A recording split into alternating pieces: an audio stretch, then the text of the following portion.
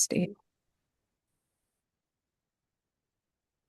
Good evening and welcome commissioners, applicants, and interested parties to the December 18th, 2025 meeting of the Cohasset Conservation Commission. My name is Chris McIntyre. I am the chair of the Cohasset Conservation Commission, and I will be running tonight's meeting as we implement the Massachusetts Wetlands Protection Act, Chapter 260 of the Cohasset Bylaws governing wetlands protection, and Chapter 263 of the Cohasset Bylaws governing stormwater management. The Conservation Commission meeting is now open and in session is being held on Zoom. If you have any questions for the commission, please use the Q&A feature on the Zoom application. Please include your name and address to be recognized. When called, please keep your comments to 3 minutes. Present this evening on behalf of the Conservation Commission is the town's conservation agent, Charlotte Pechtel, as well as the Conservation Administrative Clerk, Melinda Wall. I will now take a roll call vote of commissioners. Please respond by repeating your name and saying present. Tom Bell, Tom Bell, aye. Steve Magnell,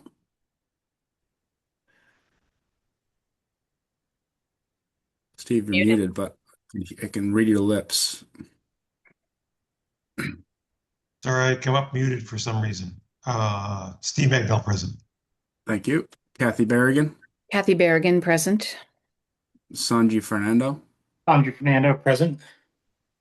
Will Ashton, absent, and Chris McIntyre present. Tonight, we have a quorum of 5 commissioners. Meeting minutes, did we remove the minutes for approval from the agenda? Or do we have those? I didn't see them in the No, I'm folder. sorry. Were those not in OneDrive? Oh, no, I didn't see them. Okay, I'm sorry. Do you guys want to continue it then to the next meeting on January 8th? Yeah, let's Sorry just about that, continue guys. this. No, Okay. it's okay. Okay, hearings continue to then next or continued. NOI 25-21 for 33 and 37 Stanton Road, 294 and 300 South Main Street, and 33 Cedar Lane, as well as NOI 25-19 and Stormwater Permit 25-10 for 40 Pond Street, and NOI 25-24 Stormwater Permit 25 and Stormwater Permit 25-11 also continued. First public hearing tonight is NOI 25-29 for 53 Beechwood Street. In accordance with Massachusetts General Laws, Chapter 131, Section 40, the Cohasset Wetlands Bylaw and the Cohasset Stormwater Bylaw, the Cohasset Conservation Commission will hold a remote public hearing via Zoom. Webinar ID 896-3244-0825, passcode 359594 on Thursday, December 18th, 2025 at 6:30 p.m. for a notice of intent 25-29 to reconstruct a home and install new septic in the 25-foot buffer zone of to isolated vegetated wetlands and 100-foot buffer zone to bordering vegetated wetlands at 53 Beechwood Street for James O'Leary. The public is invited to offer input by attending the meeting or emailing cpechtel@cohassetmass.gov. Hi, Mike. Hi, Jim. Hello. Want me to just jump right in? Yes, please. So we have Jim Alrighty. O'Leary, the applicant, and Mike, can you introduce yourself for the public record as well? Sure. My name is Michael Joyce with Joyce Consulting Group, the civil engineers for the project, working with the applicant Jim O'Leary. We're at 439 Washington Street in Braintree. So I'll hop on and share my screen here. Am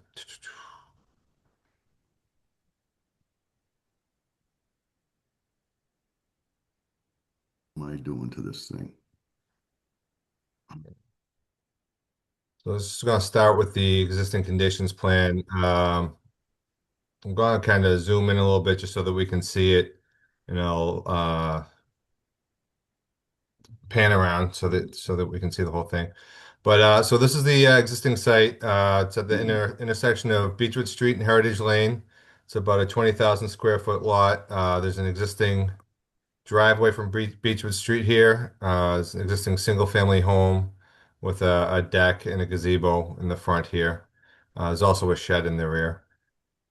So this lot is kind of rectangular in shape, a little bit of a retreat lot with has a high point in the rear here, and it slopes down towards the isolated wetland in this area.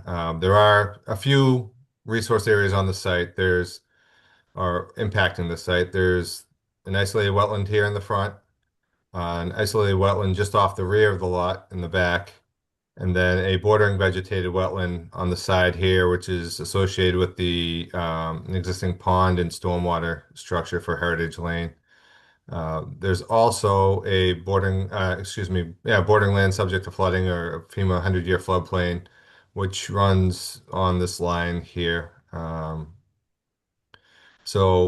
Currently there's no stormwater facilities on site. Like I said, it's just an existing single family home, paved driveway with the hammerhead driveway in the front. And I'll hop to the next page to show you what we're proposing. Let's see. All right, here we go. Let me zoom in here. So the applicant is proposing a new single-family dwelling with an updated septic system in the rear. It'll still be accessed by the same driveway. You may be wondering why we wouldn't access off Heritage Lane, but there's actually piece of a small parcel of land in this area here that is still owned by Heritage Lane. So we have to reuse the existing driveway in order to access the site. We've pulled the building footprint out of the floodplain, and we tried to essentially locate it so that it has as minimal impact on the resource areas as possible. These dark blue lines here are the 25-foot buffers to the isolated wetlands, and then this dark green or light green line here is the 100-foot setback to the bordering vegetated wetland.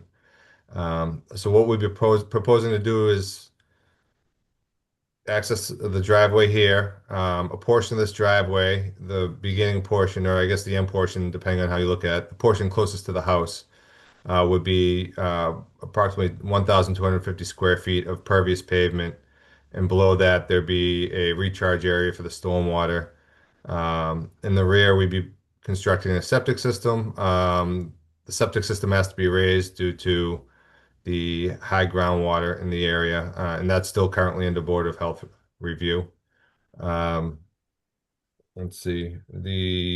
So the stormwater system is the pervious pavement, and then there's leaders below.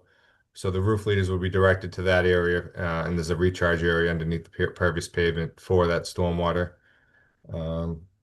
That's really kind of the extent of it. The water line would be reused if possible, but if not, it would come along the same alignment within the paved driveway into the site.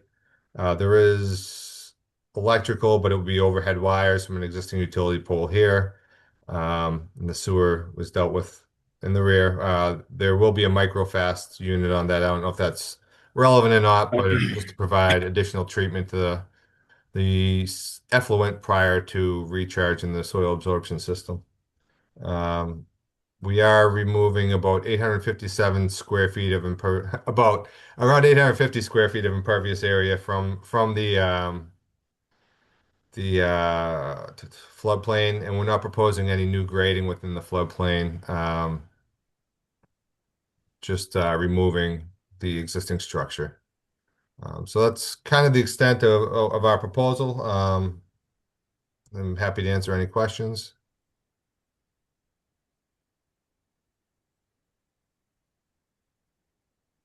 Thank you. Commissioners, any initial questions? Yeah, do you have a planting plan for the area of the septic system that lies is it within the resource area? I guess it's in the buffer to the resource area. Yeah, so it will be within the buffer of the isolated vegetated wetland in the rear. We can't do any planting over the septic system, and probably not within the first we're going to use a uh, impermeable barrier just because of its proximity to the property line and the fact that it is a raised system. We may be able to do something between the impermeable barrier and the property line if the commission desires. So is this going to be bare earth? Well, it would be grass. Currently, the rear yard is the good and bad. The good thing about the site is it is all disturb previously yard, so it's grass now, and that's what it would be proposed to be. The existing condition survey didn't locate trees. There are a couple of trees that'll need to be removed, and we're happy to replace those with additional plantings on site. So in the past, we've suggested in a situation like this that use a native grass and wildflower mix, at least in the buffer part.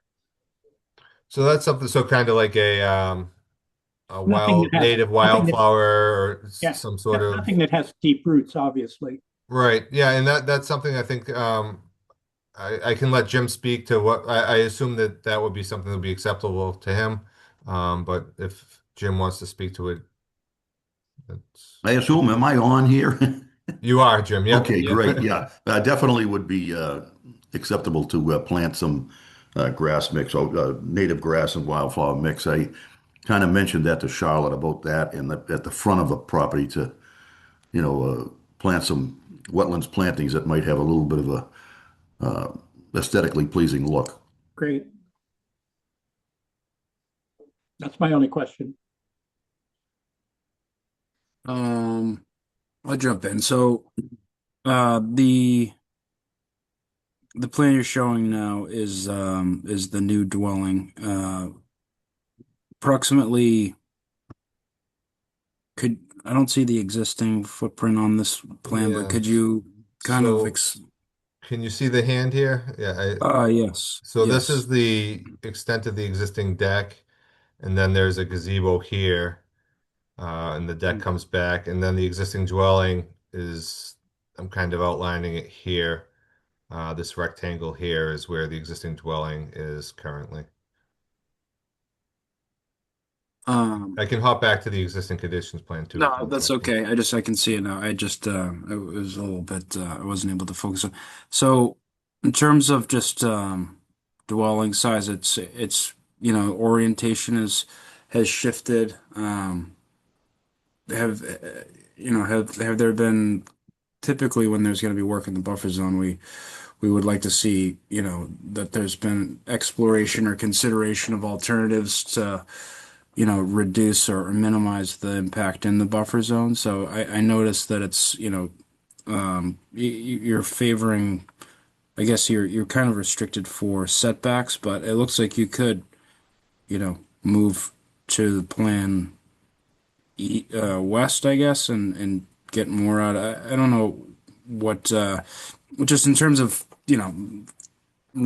impacts to the setting, the buffer zone, tree removal. That's something that we'd like to see kind of drawn out. That this location is ideal in terms of minimizing tree removals and disturbance to the buffer zone. So could you speak to that? Yeah, I guess initially, initially we had the dwelling rotated 90 degrees, which clearly wasn't going to work or wasn't ideal due to its impact on both the floodplain and it would have been closer to that isolated wetland, if not in it. That was prior to, you know, the flagging. You know, Charlotte had suggested that we have a wetland scientist come out and flag it, which we did. So after that, we moved it, and the reason the rotated the dwelling, and the reason it's not closer to Heritage Lane, is that the space between, kind of the space behind the garage. So this is a two-car garage here with a living space above. There's 30 feet there, and that's ideally, if I were in an ideal world, I'd have 35 feet for kind of maneuverability. For outside the garage door. We did decrease it to 35. I mean 30 feet, excuse me. So that's kind of how we arrived at this layout. And then the back portion is really occupied by the septic system. So we kind of have our minimum setbacks already with the septic system with uh, your minimum setbacks 10 feet to the dwelling. We have 11 now, and it's 10 feet to the property line. We're at 10.6 feet. So that's how we arrived at this proposed dwelling orientation and location. I don't know if that answers your question. Yeah, no, I suppose it does. And that's the you know that's the footprint that they need in terms of the size. It's larger than the previous dwelling, is that correct? It is larger than the previous dwelling. The previous dwelling was fairly small. And it was so the dwelling also has a current one is it's 2-story, but the lower story is set below grade. And that due to the high water table, it's you go down there and it's I mean it's not really even livable at this point just because of the mold and the water that was coming to the basement. But I don't know if Jim can speak more to the size, but that's Yeah, that's exactly as you said. The that basement gets a fair amount of water in it, and this in terms of the size of the house, it's just something that I feel there's a need for this size for bedroom count, et cetera, right, in terms of marketability. Okay. Um, for tree removal, we would like to see an official count. How many trees both within the buffer and then outside the buffer, and the sizes of the trees. Typically we don't have a minimum size, but I think Charlotte, would it be accurate to say that we start around 6-inch caliper, or what's our kind of threshold these days? I Yeah, know there's been at least with surveying on the site plans, we usually see 6 inches and above. Sometimes we see 4, but 6 is usually a norm for the survey. And, showing which trees are to come out or remain. And I went through the site today and marked out what I think has to be removed, similar to what Charlotte and I walked through on Tuesday. I think there may be 2 to 3 trees that are fairly large diameter, but most of the stuff is a basically scrub brush or overgrown weeds. There's some 3, 4 inch diameter stuff in there that would have to go, and a lot of brush. And Jim, does that include the trees that we looked at in the reserve area? I'm sorry I didn't call you today, but I did kind of confirm with the Building and Board of Health Department that at least for the reserve, it would be best to take the trees out so that the root mass doesn't continue to expand in the reserve area. So in the rare case that you had to use that area in the future, that it's already prepared for, replacement. Okay, I did not mark those. I wasn't sure how Okay. we wanted to do No, that. that's okay. We didn't Certainly. know. Yeah, I found out Yeah. this afternoon. Sorry. Yep. And just kind of continuing on that vein, for those trees that are existing to remain, we just like to see what measures will be taken to protect those during construction. Okay, And, we can uh, put some barriers around them and protective framing, lumber or something to make sure they don't get knocked Yep. around. And then for trees when you do come to us with the tree inventory, we, in a site like this, it's like, I imagine, especially with the septic system and the infiltration systems, it's going to be a challenge to replace, um, but we do typically look for one to one in the 100 for tree replacement and 2 to 1 if you're removing any inside the 50. And I'm not sure exactly where we fall on the 25 for the isolated vegetated wetlands, but I would say at least 1 to 1 there, if possible. So we can kind of dig into that if you have any kind of estimates or what your thoughts are on I think capacity. at this point, I'd probably defer to the land surveyor, have them locate the trees that we need to take out and get a caliper measurement on them, I guess, and probably be the most practical way to do that. It's just finding a spot for them to be planted. Hmm. Yeah. Okay. We don't have an official kind of mechanism to do this yet, but it's something that we're working on, and we'd be open to. But we do have like a tree bank and then conditions where replacement on site isn't an option. You know, contributions or trees or funds for the tree planting could be a consideration. Okay, makes sense. Um, that's all I have at the moment. Steve, anything? Questions, comments?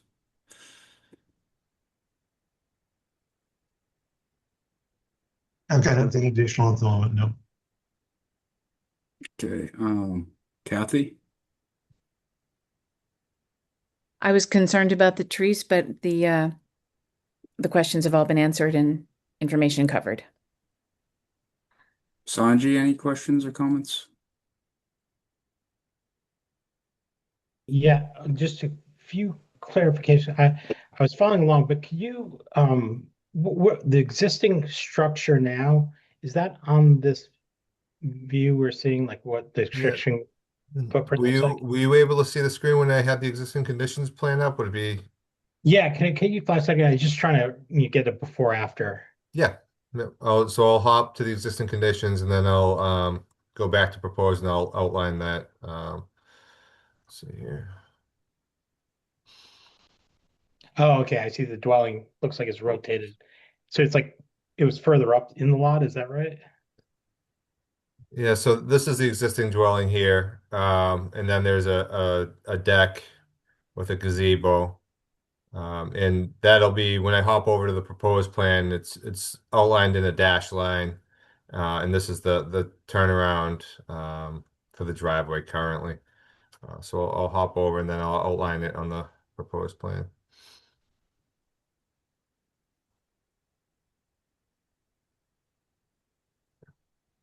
Oh, okay, I see it. I think I see the lines now. Okay. Thank you for clarifying that. Yep. Two more quick things. Maybe a question for Charlotte. Is there a one-to-one, like what's the ratio of the replacement plantings, tree plantings that would be applicable? I guess it would depend on where we flag the trees. Yeah, typically our norm is 1 to 1 in the 100-foot buffer and 2 to 1 in the 50. In terms of the isolated vegetated wetland, our regulations do define the inner buffer zone as 0 to 50 feet. So, at least with an isolated vegetated wetland buffer zone, you could consider that an inner buffer zone because it doesn't have an outer one. So that's something we can definitely clarify in the regs in the future. But for now, I think it's commission discretion. So maybe that would be 2 to 1. Okay.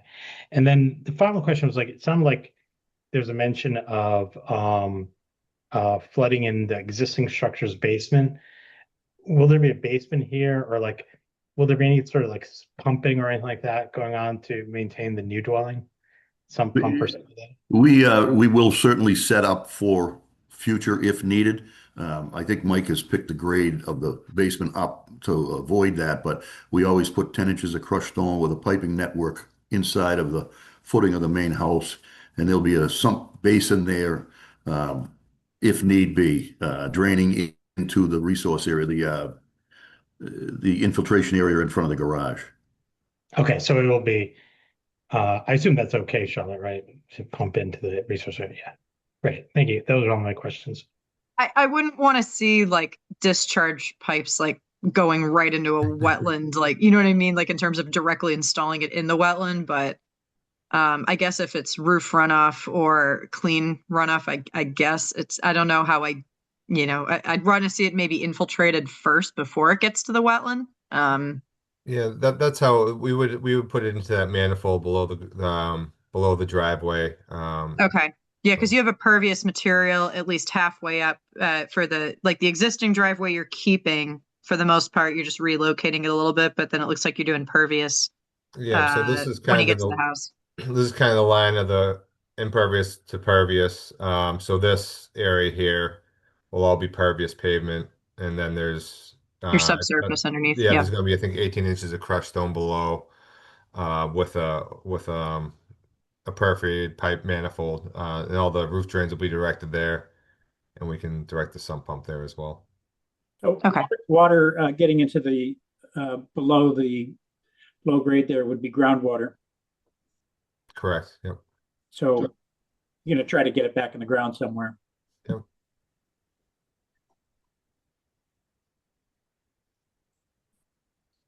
What?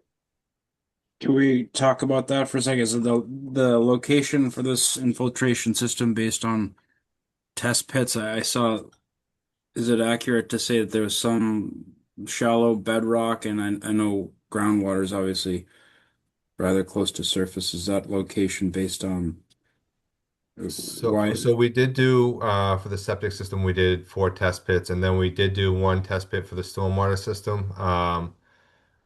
We didn't end up putting the stormwater system in that location because of the resource areas. So we would anticipate doing an additional test pit. We didn't encounter any ledge when we did the test pits, No. Okay. but that's not to say it's not out there. But, Okay. Um, this was flagged as a nitrogen sensitive area. Is that correct?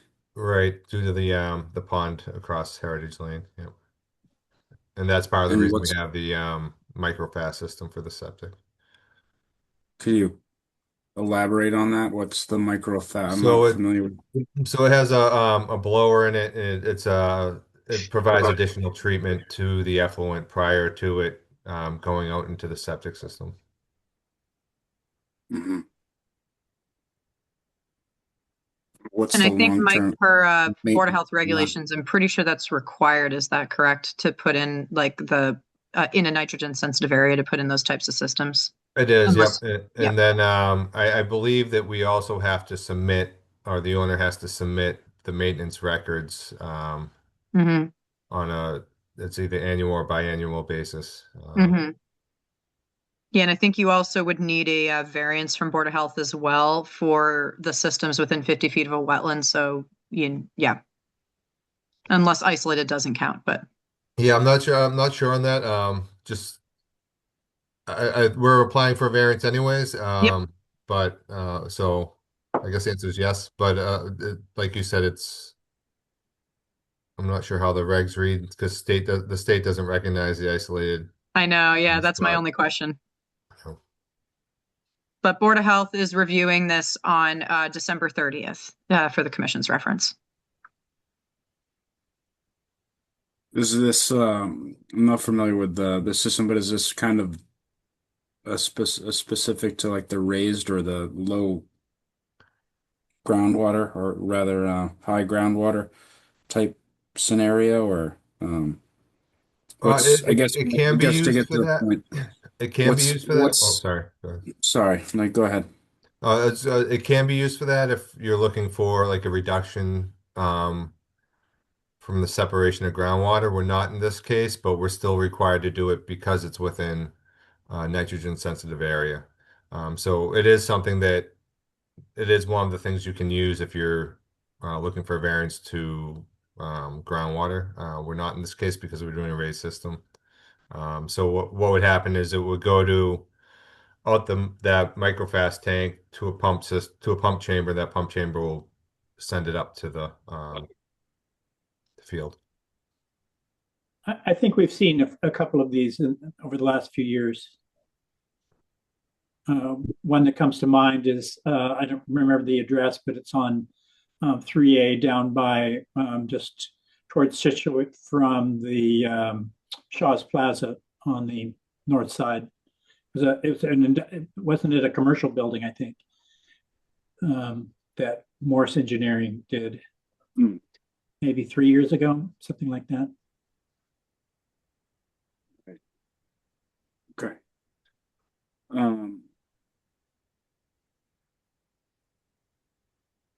Thank you.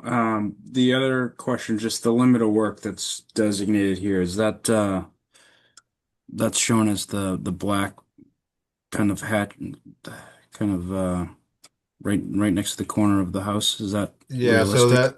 that we kind of put the silt fence or the silt sock in the area. So it does go right by the existing building, but that's more because we're going to be removing the building. So we wanted to make sure that the erosion control captured the entirety of disturbance. So yeah, so that SF line is the line that kind of designates erosion control. So this is a pretty tight area. Where's your staging? Where are you going to stage your materials? That's going to be a challenge. The construction of the main house, I don't think will generate a lot of material. We would do the foundation work first before the septic system, and that would be just minor excavation from removing the existing foundation. We'd end up stockpiling that where the septic would be. And then when we get into the septic, it's going to be a question. Although with a raised system, there'd probably be some room on site to keep it, put straw wattle or hay bale around it and protect it until it gets reused. I don't see a lot of material leaving the site. We'd be concerned about any siltation of the resource there. And so I think that and you're going to do a lot of excavation, even though it's a raised system, you're still going to have to prepare that pad. Yeah. So I think we'd really want to see you make every effort here to contain any potential siltation escaping from the site. And Yeah, absolutely. I would again stockpile away from the buffer zone, probably while construction is going on in front of the garage area there, as the septic system's being built, and again protect it with erosion control, and then as it's being used, put back into place. Charlotte's quite familiar with how to do this, so I think that we can rely on her to make sure that that's adequate. And I guess my final comment is about your ingress, egress, and place to clear the mud off any truck tires and anything before they leave to get out onto the street. Do you have a pad that you're going to build out there, or are you just going to leave the existing driveway, use it? Yeah, the intent is to while leave. while you're under construction. I'm sorry. Yeah, the intent is to leave that existing driveway, and we would add some crushed stone at the where we remove the turnaround from there forward, so that any truck tires can run through the stone and get cleaned off to an extent, and then they'll traverse on the pavement, which would be a lot easier to clean, pushing it back to the site. Again, it's a tight area. Where's your workforce going to park? That's a great question, but we're going to have to, generally speaking, when we have a crew on there, they'll come in like the framers will be in one vehicle, maybe two. Excavation is going to be a different story. You'd have a machine and a truck going back and forth, but it's going to be, there is a little area further up on Beechwood where I'm not sure the street that they kind of V together, but there's a little quiet turnaround up there where we can park a vehicle or two and walk to the site. Yeah. That's it for me. I've got a question on, I guess, remediation there of the buffer zones. Since the site itself really is almost entirely in one buffer zone or another, and a lot of it, including within the 25-foot little isolated wetland that's to the south is going to be very disturbed since you're taking out the house there and the gazebo and the deck and all that. And we'd like to see, I'd certainly would like to see a somewhat of a landscaping plan to indicate what you're going to replace what was there with once it's been all disturbed, and where you're going to put the new trees, obviously, at some point, because that really is everything is being buffered there. I mean, you've got the 100-foot buffer zone running up to the almost to the middle of the new house, and the 25-foot buffer zone almost connecting to it. So it is a rather strange, rather difficult site to work in, I think. I don't think there's a 100-foot buffer here. They're isolated. No, it's the 100-foot buffer for the 100-foot buffer for the vegetated boarding vegetation land that's across the street from. Yeah. Excuse me. Yeah, so there again, there will be some work to be done in those resource areas, and I'm happy to put the proper plantings in there. We'll try to come up with a landscape plan and show something on it. Aesthetically, anyhow, I want it to look right. It's not right now. That's you pull up to this house, and that's what you see is that the wetlands area and the previously improved area where the gazebo and deck were, which is unsightly at this point. But we plan to make it look nice and put some wetlands plantings in there. I'll have to get a schedule on those. Sure. Thank you. Thank you. Thank you. The last question I had was regarding your DEP permit number. Did you receive that today or no?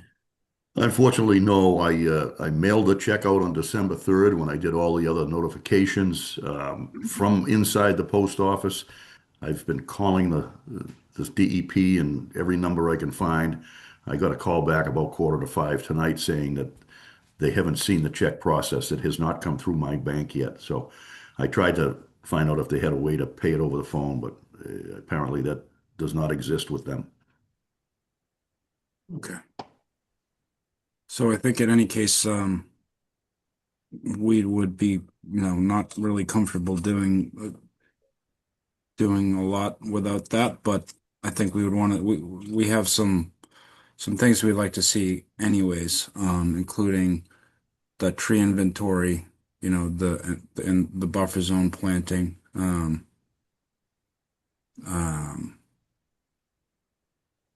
anything else? Charlotte, did you have anything? I'm sorry, I meant to have you chime in on any comments or input here.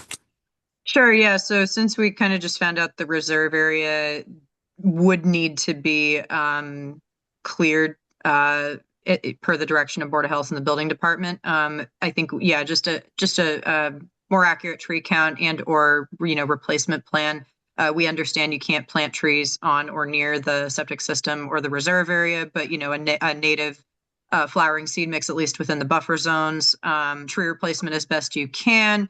And then Jim and I did a look at, it's right below where the rear deck and pervious walk is in the back of the house, but there is a large tree in between the wetland, the silt fence, and the house that may need to come out once you start digging for the foundation. So that one I would most likely anticipate needing to be removed. So that one should be added to the count. I think, Jim, you already added that one, but and then Jim, are you still open to any potential hand plantings in the wetland, or is that something you're comfortable with more just along the buffer zone when you take out the gazebo and the deck? I mean, back to the aesthetics of things, if we can find the proper planting that would have a nice look to it, I don't have a problem hand planting them at all. I think it would clean the area up and and they would be wetlands plantings. I do have a question now in terms of marking the trees, existing trees and or replacements.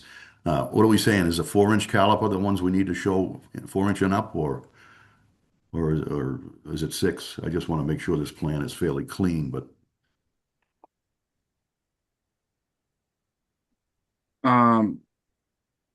to be I don't know, what's the most consistent caliper size that we've counted? I think Uh, 6. You know, we've definitely gravitated between 4 and 6, but I think 6 is pretty standard with surveyors. yeah, six. Six Okay, is thank you very much. Does our commission agree on that, or anyone Sure. oppose that caliper size? Okay. Any other questions or comments from the commission? Oh, and Mike, would it be possible if it's not on the site plan? Sorry, I can't see it right now. Do we have any sort of stabilized entrance or detail on the plans? Can we add that or? Yeah, we can add that. I'll coordinate with Jim on that. Okay. I think there's probably a good opportunity um, to do that kind of between where the turnaround is and where um, the pervious pavement starts. There's probably a 20 to 30-foot section that Okay. would be. Okay. Well then, if without the DEP permit and with those things that we're requesting anyways, I think we're look for a continuance here. Our next, Charlotte, can you jump in on the next meetings? Our next meetings, Jim and Mike, are January 8th and January 22nd. Those are our next 2 meetings for 2026. Well, the sooner the better for me. I mean, I could Okay. certainly go right to work tomorrow and figure out how to get these plans, Yeah, the tree planting plan. I and know you have your Board of Mike's Health got a lot of meeting work in too. front of him, but Okay. yeah. So yeah, January 8th, you guys would be okay with that? Just I keeping in mind don't the want to speak for documents would be Mike. due about a week before. Yeah. Yeah, I Oh, think we boy. can manage that. Yep. Yeah. Okay. Okay. All right. Well, then we'll continue this to January 8th. Thank you. Thank you. Thank you Have a very good Thank you, night. guys. much. Have a good night. Thank you. Happy holidays. Happy About holidays. that, Thank Thank you. you. holidays. Thank you. Next up, we have NOI 25-13 for 94 Black Horse Lane to extend water service through an isolated vegetated wetlands and bordering vegetated wetland from Black Horse Lane to Cedar Lane for the town of Cohasset, continued from September 23rd. Good evening. Brendan Sullivan with Merrill Engineers and Land Surveyors. Here representing the owner and applicant for the water main loop. Believe you've seen this plan in the past. Let me pull it up here. So since the last meeting, we had the water line staked out. We had a site walk with Charlotte, John Zimmer, wetland scientist, and a few of the board members as well, commission members. We walked the site from the Black Horse Lane side all the way through and back, and discussed a few options for plantings, construction staging areas and whatnot. So I believe Charlotte's come up with some suggested conditions. And we had a team call earlier this week. We discussed those as a team, and we had a couple minor revisions, I think, that Charlotte made to them. But we're pretty much amenable to all of them. With that, I'll turn it back to the board. Thank you. Charlotte, you want to, commissioners, any questions or comments, or shall we just have Charlotte kind of jump into the conditions from our last hearing? Charlotte, go ahead. Do you want to go over the proposed conditions? Start there, kind of go backwards here. Sure.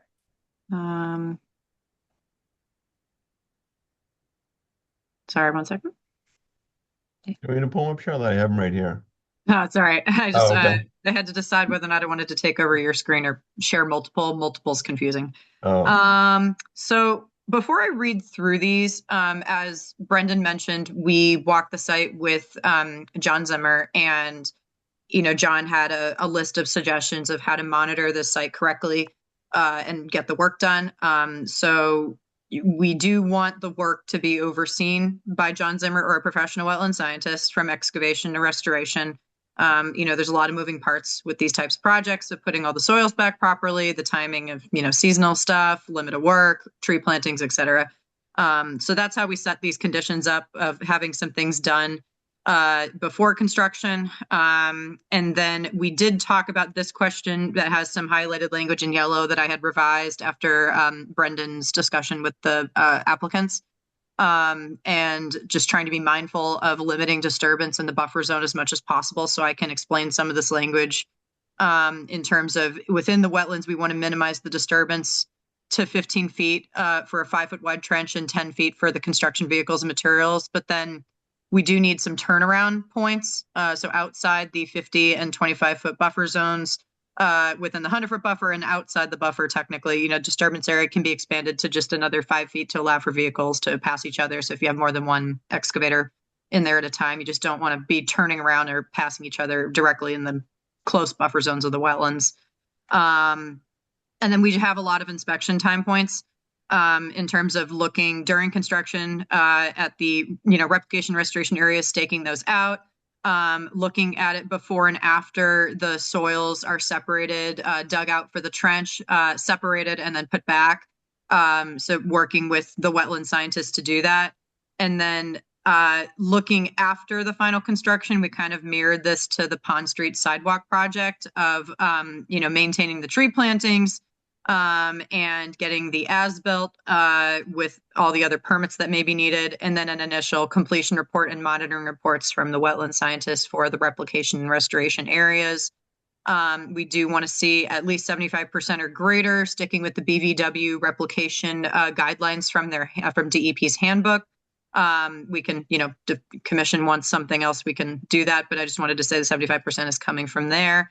And then December 15th is kind of our standard date for monitoring reports to be submitted. And then obviously, as I mentioned, lots of inspections for reviewing limit of work, taking the trees out, coming back, putting in the erosion control barriers, trench excavation inspections, soil excavation inspections, replication, and then final. So before I read through this, does the commission have any questions, or does anything stick out to you if you guys looked at them in OneDrive before I read through them? Or can you clarify what the 75% refers to? Is that survival rate or replication rate?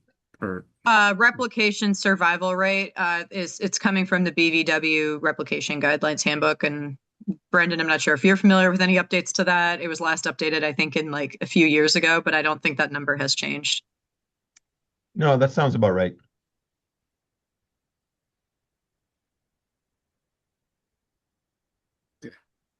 Any commissioners have any questions or comments?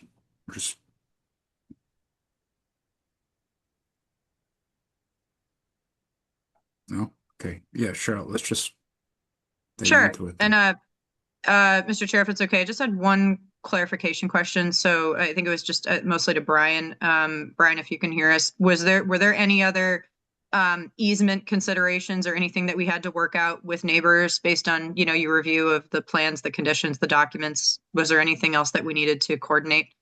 No, it's all on the developer's property and connecting to the stub that was left in the past for this loop in the future, hopefully now. And it's on the property, so that. Okay. Even with within the right of way too, there was no easement or anything else that we needed to consider before we proceed with the work? No. Okay. Great. Sounds good. So I'll just read through these. Some of these, as you've seen, are standard. Sorry, I haven't put into our template yet. The order is contingent upon the applicant obtaining all of their required state and local permits from other boards, permitting authorities. No site construction work shall occur until all their permits have been obtained. All changes to the site plans and any other required state local board reviews and permitting authorities shall be submitted to the commission in writing as part of an amended or new notice of intent. No revised work or changes are allowed to begin until the Conservation Commission reviews all the subsequent changes. And then prior to the work under this order, the following shall be completed. The applicant and the property owner shall discuss who shall be financially responsible for the completion of the construction and restoration work as shown on the site plans and further specified in the conditions below. This shall be communicated to the agent in writing prior to site work, since we have, two applicants and owners here. Copies of all required state and federal permits shall be submitted to the agent. The applicant and owner shall retain a professional wetland scientist to oversee the project from excavation to restoration. The wetland scientist shall work with the contractor to finalize a construction methodology plan to ensure the wetlands are completely restored to existing conditions or improved.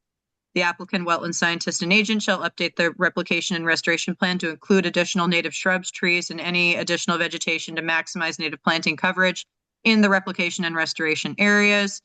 The construction methodology plan drafted by the contractor and the wetland scientist shall be submitted to the agent for review and approval and shall contain at minimum construction entrance and specifications, location of all staging areas, locations for temporary storage of wetland and upland soils, soil excavation plan with specified machinery, any time of year specifications or restrictions for trench work, trench depth, specifications for utility installation, and specifications for the installation of plugs on either side of the trench to be in place during construction.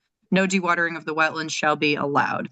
The project limit of work shall be staked and inspected by the agent and wetland scientist prior to construction. And then, as I kind of mentioned already, the disturbance area shall be limited within wetlands and 25 50-foot buffer zones to a width of 15 feet to allow for a 5-foot wide trench and another 10 feet for construction vehicles and materials. Within the 100-foot buffer, the disturbance area may be expanded to no more than 5 feet just to allow vehicles to pass each other. The width of disturbance shall provide adequate room to safely support equipment and workers along the trench. Limit of work shall be delineated and contained with both a silt sock and silt fence. All trees proposed to remain within and just outside approved limit of work shall be marked with green ribbon or similar material. All trees proposed to be removed within limit of work shall be marked with red ribbon or similar material and shall be evaluated by the agent, contractor, wetland scientist, and DPW tree foreman and engineers appropriate prior to removal. All necessary tree protection barriers around the trees proposed to remain or within near limit of work shall be installed at the direction of the agent, wetland scientist, and DPW tree foreman. Inspection of all construction vehicles shall be completed and sent to the agent to confirm absence of leaks prior to any entrance into the wetlands. Sorry, that's a lot for pre-construction, but a lot of it is similar to projects we've already issued. After initial site clearing, but prior to excavation of the trench under this order, the following shall be completed. All erosion controls shall be installed and inspected by agent and wetland scientist prior to excavation work. During construction under this order, the following shall be completed. Proposed replication areas and restoration areas shall be staked out, reviewed by wetland scientist and agent prior to any replication or restoration work. Any adjustments to these areas shall be documented appropriately at any site visits and written correspondence. No dewatering of wetlands shall be allowed under the order. Contractor shall keep the site clean of trash, debris, foreign materials. Dumpsters shall not be allowed in the wetlands at any time. Storage of equipment within wetlands shall only within the wetlands shall only be permitted during work days and shall be removed and or located to a buffer upland area to maximum extent practicable. Refueling of vehicles and equipment shall not be allowed in the wetlands or buffer zones, and refueling shall be done in an upland location on or off site. And then unless otherwise specified within 3 years after completion of the utility trench under the order, the following shall be completed. Trees initially proposed to remain but found that they need to be removed during construction due to extensive root damage from excavation shall be replaced at least 1-to-1, either within limit of work or somewhere appropriate in the town at locations acceptable to the wetland scientist, DPW tree foreman, and agent. All replacement trees shall be native, come from Commission's approved planting list. Deciduous trees 2 to 3 inch in caliber, coniferous trees 6 to 8 feet in height. If any trees on abutting properties are found to be damaged and or needing to be removed for safety reasons, the town shall coordinate replacing those trees with the abutting property owners.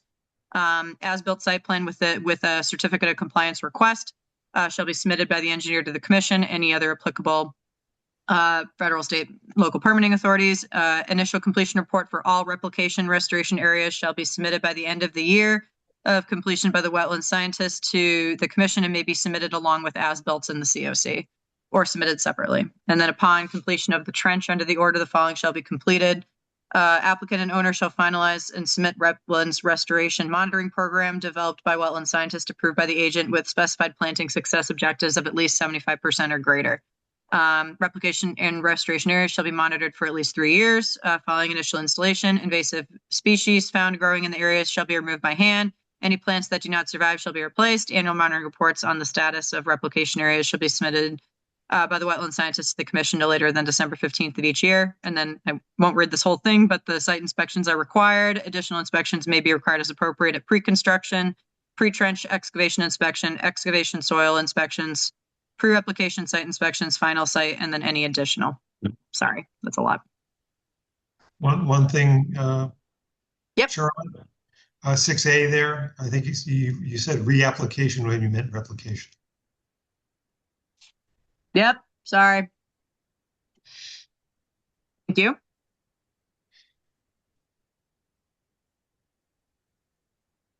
But does this make sense to everybody? Sorry, because Brendan and Brian and Chris, I think all reviewed it, but does this kind of make sense to the commission, or is there anything that you guys want to see clarified?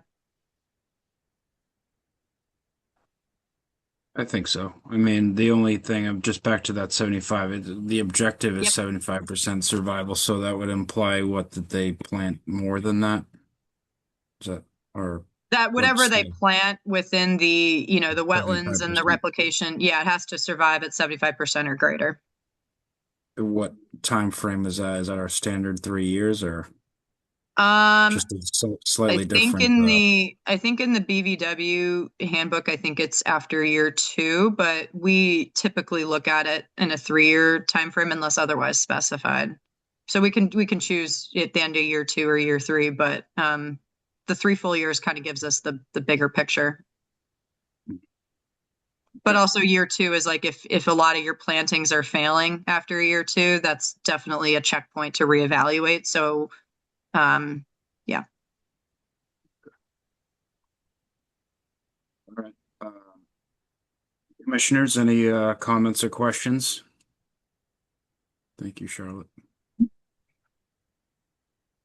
No? Okay. Then I will make a motion to issue an order of conditions for NOI, sorry, 25-13 for 94 Black Horse Lane with our standard conditions and the conditions that are in front of us on the screen, which Charlotte just read through. Do I have a second? Second. Thank you. The motion is second. I'll take a roll call vote.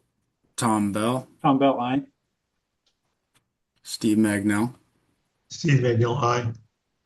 Kathy Berrigan, Kathy Berrigan, aye.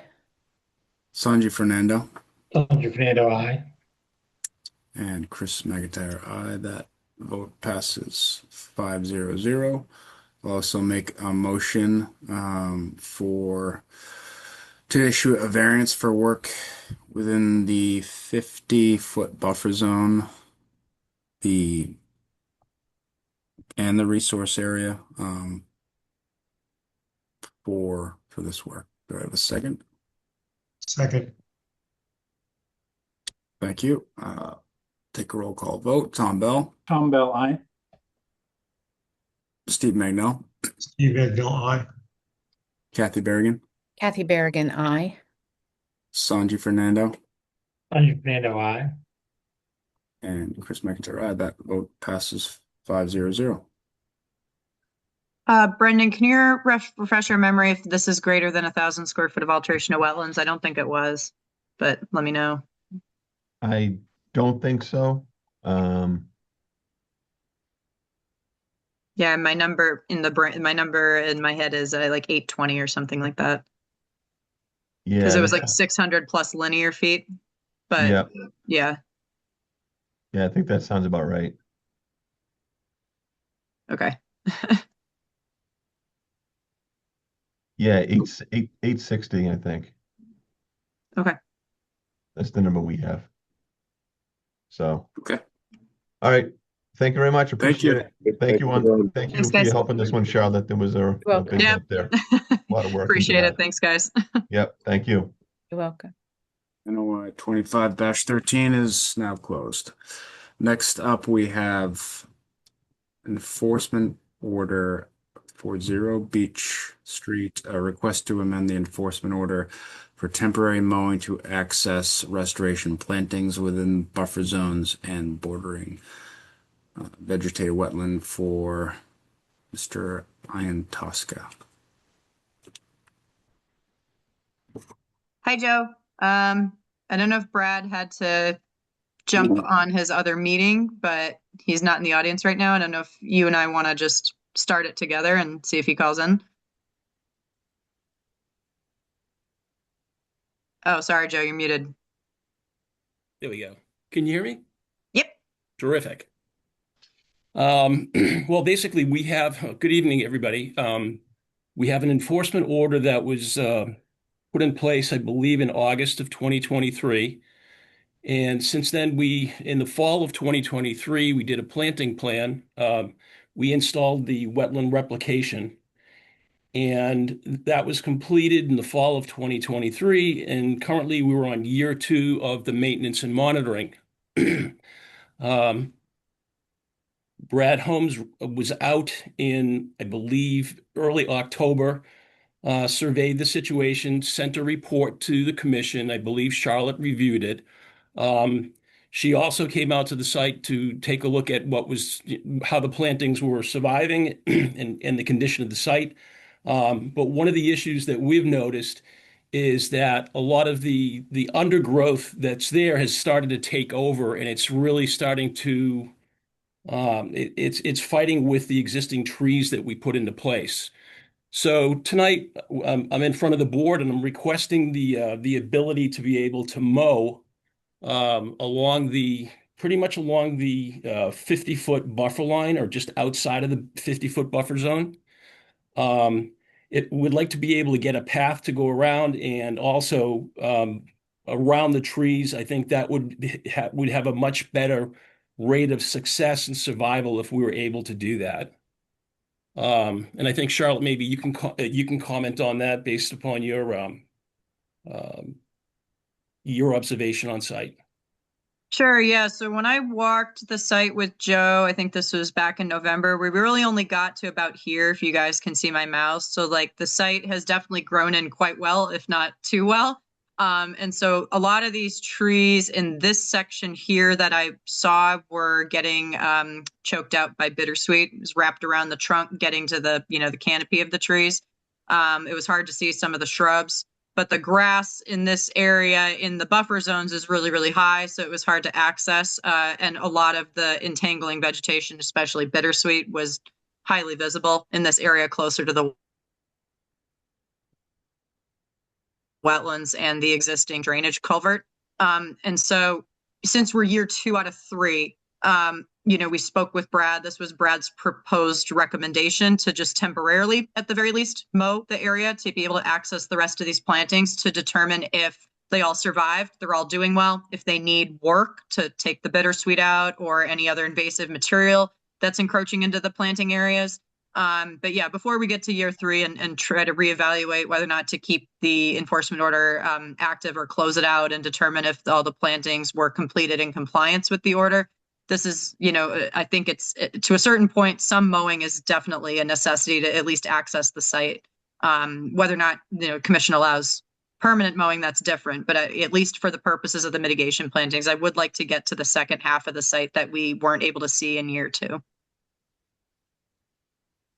Thank you. So I'm seeing the what is this? The orange line is what the area of restoration. Do we have the buffer zones, or what? I think the orange line was the area that was initially disturbed, and then in these planting areas here along, like these orange boxes, were the conservation posts, also are birdhouses. So yeah, this was the area, I believe, of disturbance within the on the site and in the buffer zone. And then the green hatched areas are kind of where everything was restored. And then a seed mix was also installed in the entire site. I believe it was half erosion control and half native wild flowering seed mix to get that quick planting material in to prevent invasive material from growing. There is a small area of knotweed when you first access the site, kind of right here. When we're walking into the site, I didn't really see any of that, but definitely a lot of the bittersweet in this area is what was starting to choke out the plantings. Okay. Is that what was our condition on that regard in terms of both mowing and kind of combating the invasives?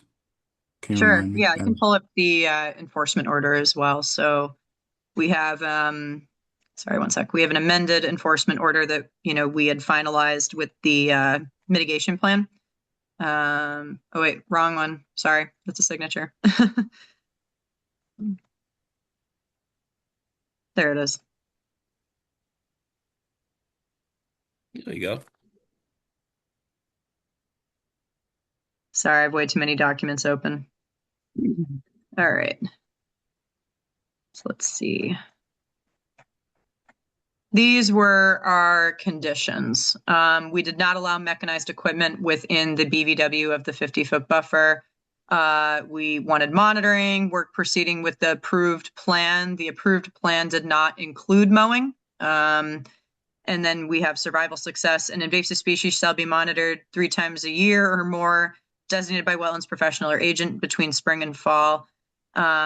We said removal shall be done at least 3 times a year, but I don't think we really did much in year 1 because it wasn't as present. I think we've seen a big jump between year 1 and year 2, and notified prior to monitoring activity. So yeah.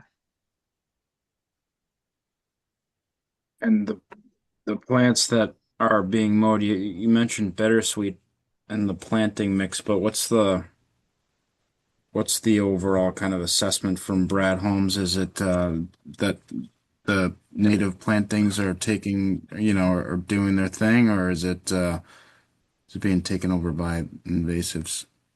Let me see what his planting plan says. So I'm sorry, he was, can you guys see this? Can you guys see the memo from year 2, October 22nd, Yes. 2025? Okay. Yes.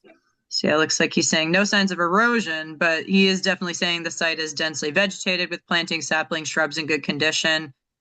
He was out in October and I was out in like later November. So I don't know if we're both seeing something different. I mean, he definitely says there's knotweed on the site, common reed, Phragmites starting to be found in the northern portion, mugwort present in patches.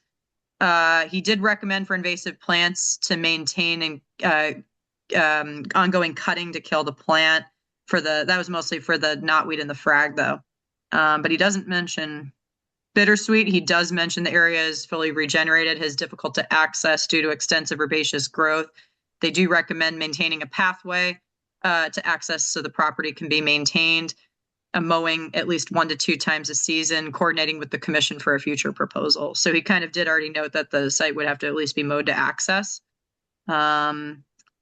They don't have additional recommendations to maintain restoration area for the maintenance of invasive, other than the invasive plant stuff. But yeah, he doesn't mention bittersweet in his report.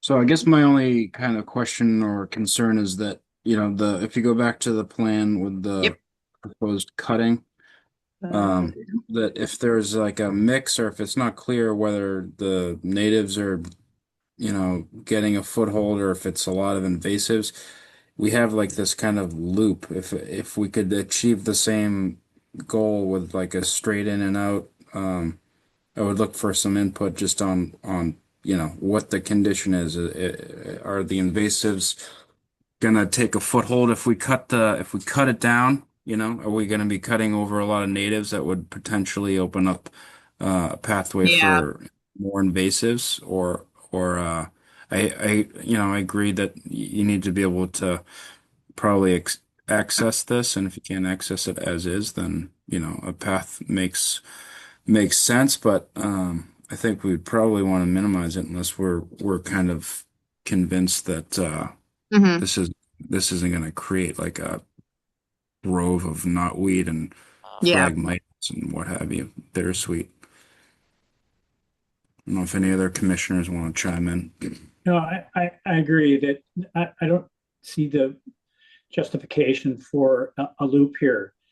And I agree, Chris, that we just may be creating more opportunities for invasives.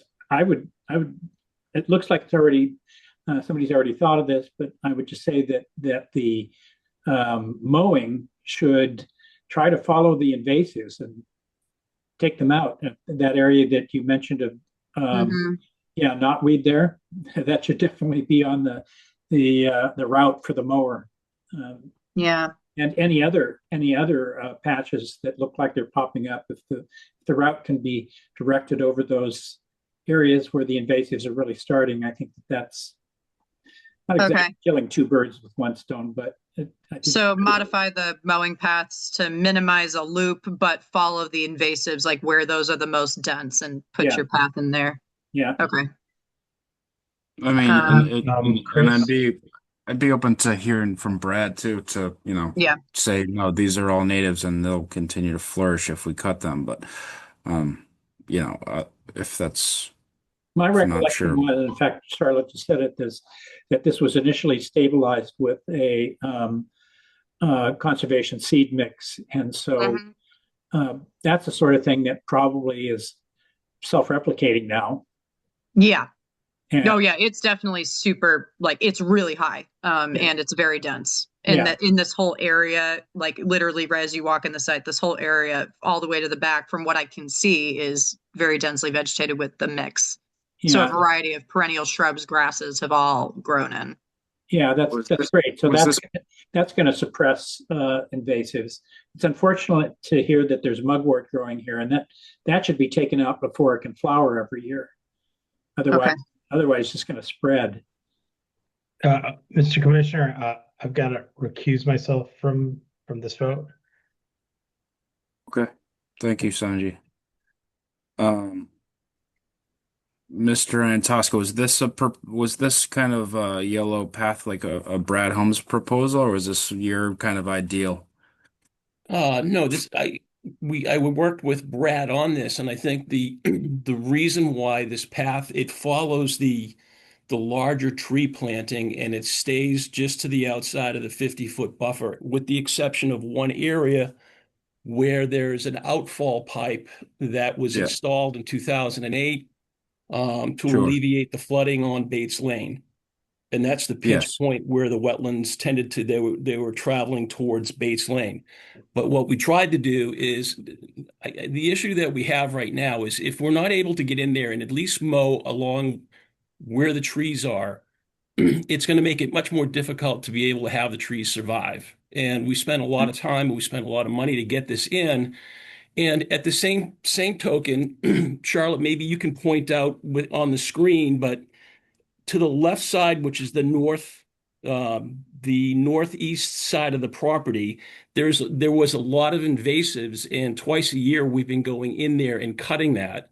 So it just seems to make sense, if we're going to go in there to cut all of that, we might as well be able to go right along the perimeter where the trees are. And like I said, it's outside of the 50-foot buffer zone, because I believe the birdhouses, those orange boxes, represent the 50-foot buffer zone. Yeah, the conservation markers are installed at the limit of the 50, which is this second green line that I'm trying to draw with my I'm sorry, hold on. Yep, there you go. Following this. And I just agree to with add, Sorry, excuse go me, ahead. we had some discussion too, because Charlotte wanted to make sure that we were able to get further in. But from my experience, I've had the property since 2003. What I would suggest is to do the mowing in June or July, right when we go after the invasive species, and that way it's dry, nothing gets disturbed. And I don't really think you need to go any further than that 50-foot line, because anything that's beyond where the path shows along the 50-foot line, that's really not, the growth isn't really as much of an issue in those locations. And if need be, someone can walk in by hand, because a lot of those plants were installed by hand. What is the justification for the part of the mowed path that runs along the property line? Well, and initially, what we had was, there was a path that was proposed and was maintained since 2003 along the property line. We were having issues with a lot of the neighbors taking debris from their property, all the abutters along Bates Lane, and we had a lot of debris that was being thrown onto the property. So it was, at the time, it was used as an access, and also to make sure that nothing was thrown over the property line. So it seems that I assume that you've had a word with the neighbors about their rude behavior, we'll call it, and they're not doing that anymore. So do you really need that path along the property line anymore? I think following the 50-foot buffer there and your birdhouses as a marker is really a good idea. Gives you access to what you really need to get at, but I don't understand why you would still need a pathway along the property line there. Well, I mean, this is the plan that we propose, and if you believe that it would be better, at the very least, to have the mowing going along the 50-foot buffer, I would say let's give that a try and see how that works out. And Charlotte, when you do your inspection next fall, we'll see how that works out. Yeah, I mean, other than this one area here where you are going to obviously go through the 50, I mean, following a mowing path along here would definitely allow access to obviously where all the plantings were installed, with the exception of obviously a few in the 100. So yeah, this whole area back here, this is what I couldn't see year 2. We got back to the majority of this in year 1, but of course the vegetation growth was not as dense and high. So yeah, like I said, I only got to about right before this existing culvert drainage pipe and could not access half the site. But yeah, if we want to mow along in front of, not after, but before the conservation markers, that could be a good guide, simple, for, access. So just to get to the kind of numbers of what the proposed schedule is this is this a once a year proposal, or what are we asking for? I believe what I'd like to be able to do is within the first year, I'd like to be able to mow it twice. Okay. I think I would just want to condition this to, be extra vigilant on the spread of invasives if this is going to create a pathway for them, to either get tracked in with the mower or just establish themselves where they haven't already. So I would like to hear from Brad on what the, I understand there's bittersweet, but what the kind of overall assessment is in terms of natives versus invasives. And I'm just, reiterating what I started with, that I'm just wary of, cutting and creating opportunity for these invasives to get in. Joe, I'm not sure if you've heard from Brad. I know he has a conflicting meeting tonight. Did you hear if he could call in? I saw he was on the call, but he jumped off probably to maybe present. So I don't know if you've heard from him. Yes, I reached out to him to let him know that we were Okay. on. Unfortunately, he hasn't responded. Okay. So I guess And you're not going to be cutting this anytime soon, right? So why don't we just get with Brad? Can we just wait until we hear? Okay. And have Brad? Is that all right with you, Mr. Antosca? Sure. You're not trying to cut this. Yeah, we can revise this given the feedback from the commission, Mr. Chair. If you guys have anything else to add to of what you'd like to see on the plan, we can do that. Yeah, and I mean, for me, I'd like to have input from Brad in terms of what a little bit more of his assessment of what the current conditions are, and like his expert opinion as to what can cutting could do in terms of spreading invasives. So, okay. If that's all right. So. Okay. Joe, do you want to target January 8th? Oh, sorry. Go ahead. Oh, just one last round from the commission. Any other questions or comments? No, I'm satisfied that the plan, absent the cutting along the property line, at least to begin with, is I'm in favor of this. Okay. Thank you. Charlotte, what were you saying? Oh, I'm sorry. Yeah, I didn't mean to, sorry to interrupt you. Do we want to stick with Joe? Are you good with January 8th for now? And then. Sure. Okay. Great. Thank you. Thank you Happy very holidays. much. See you in Thank you. Have a good holiday. Same to you. 2 weeks. Welcome. Very good. All right. That's it for hearings for tonight, except we got certificates of compliance. We got a few of these. Anyone waiting in the Can we take audience? a quick break? Sure. Yeah. Yeah, there's no one in the audience, and I'm going to continue 31 to 35 Elm Street to January 8th, and everything else has been continued to the same date. So we just have one. Let's take 5. Okay. You want to come back at 7:58? Yes. Okay.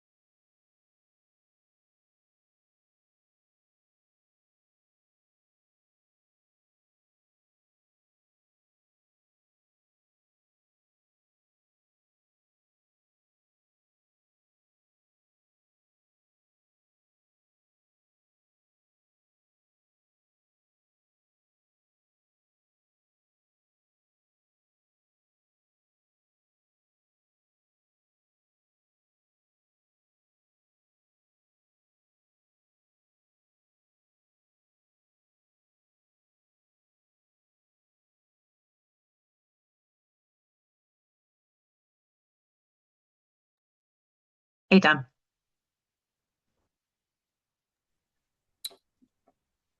Okay. Nice Loving short these. tonight. I'm loving these. Yeah, this is great. Let's keep it coming. Yeah, really.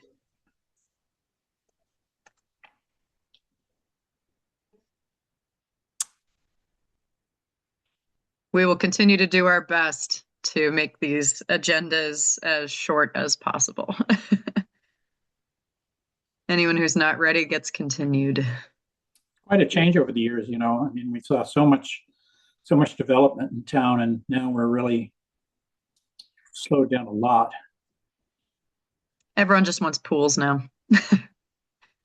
Less house construction, more pools and docks. Yeah. All right. Do we have everybody?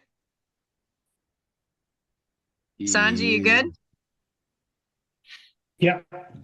Oh, perfect. Okay. So yeah, the only COC we have tonight is NOI 2106 and Stormwater Permit 2107 for 1 Pleasant Street. I'm going to pull up all my stuff. I don't know. I think most of you guys were here, but this is 2021.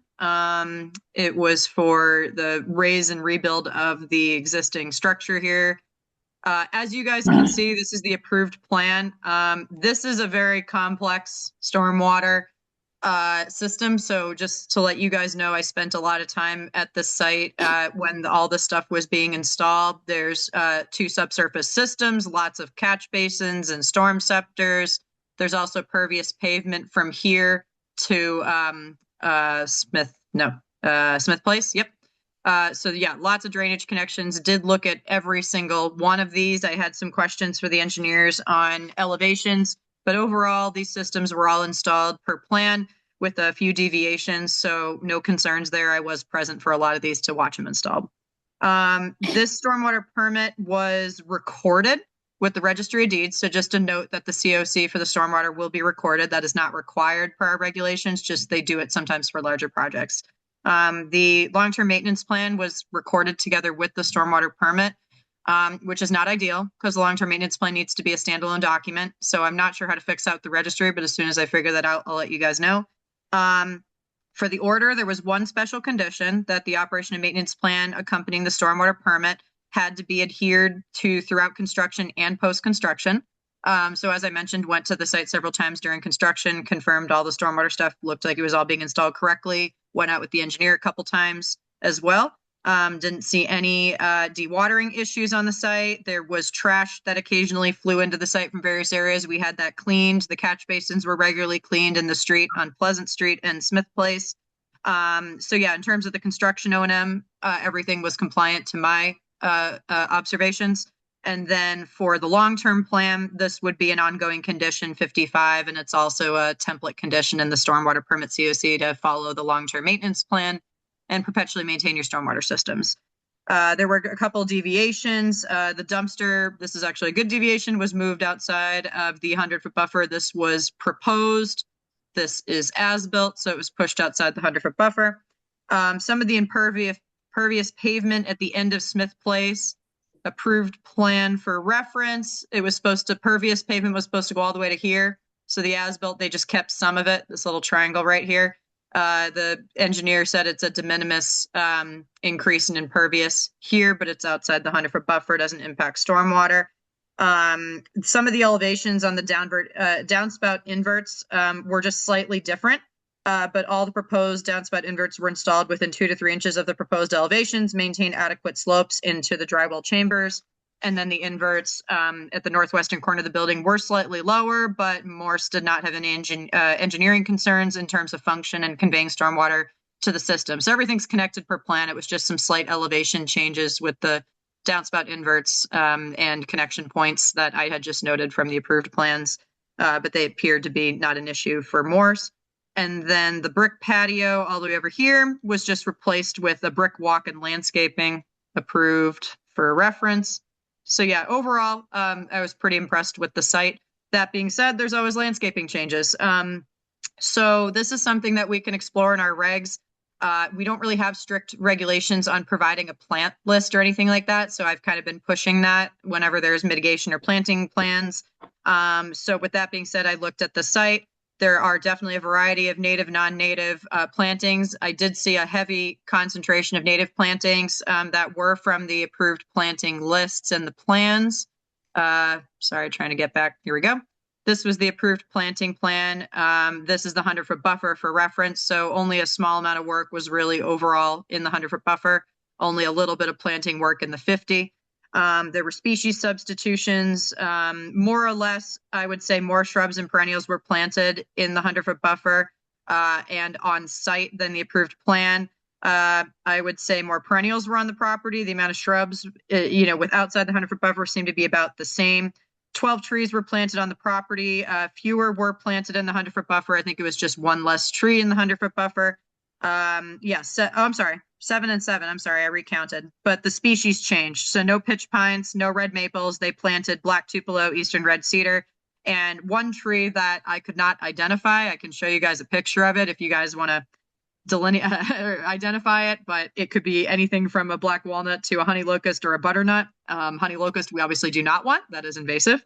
The other two are native. They did not plant the inkberry and sweet fern in the 100-foot buffer. They substituted it with a lime green shrub that I could not identify. It was not a hydrangea and was not a sweet fern or an inkberry. So other than that, the entire site still looks like this for the approved plan. They have all the switchgrass here. They have landscaping here. They have a black tupelo here.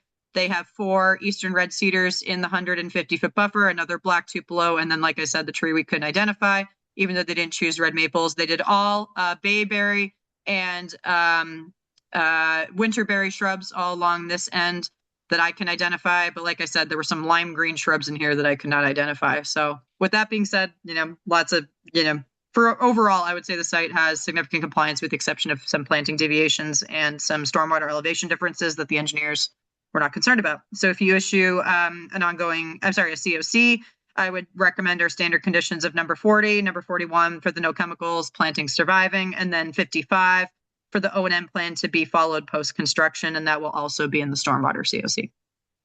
And for those who are curious, I'm going to pull up a picture of that tree that I have not yet identified, that I'm not confident in my identification capabilities.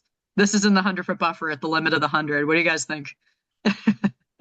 An acacia. What is that? It sort of looks like it might be an acacia of some sort. Okay.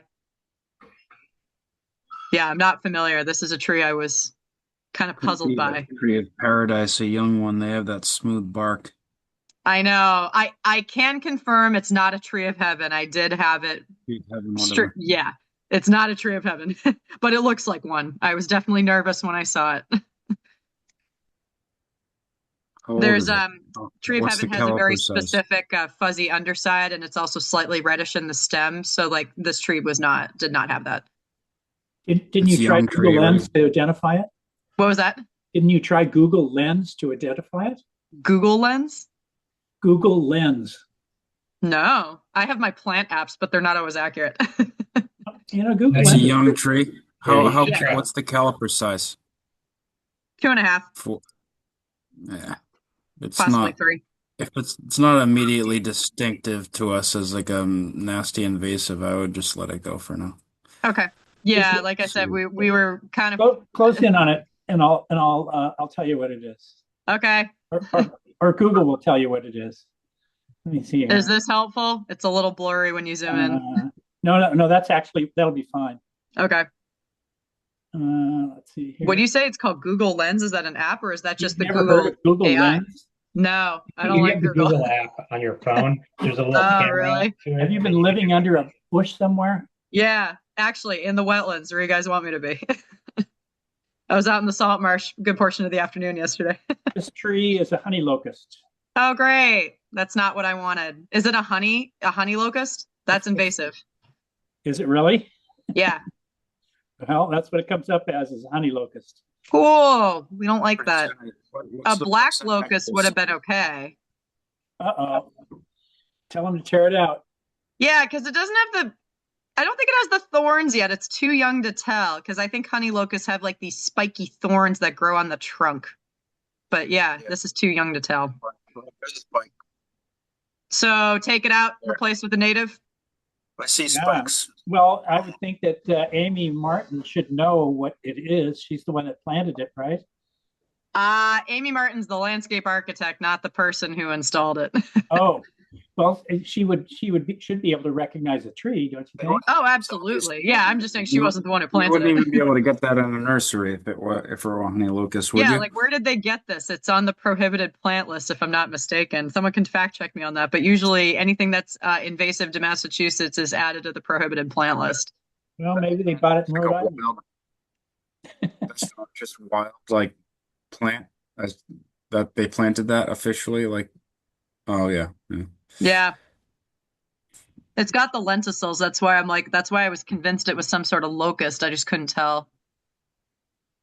But a black walnut also has this. So that's another reason why we were unsure. So yeah, that's the tree.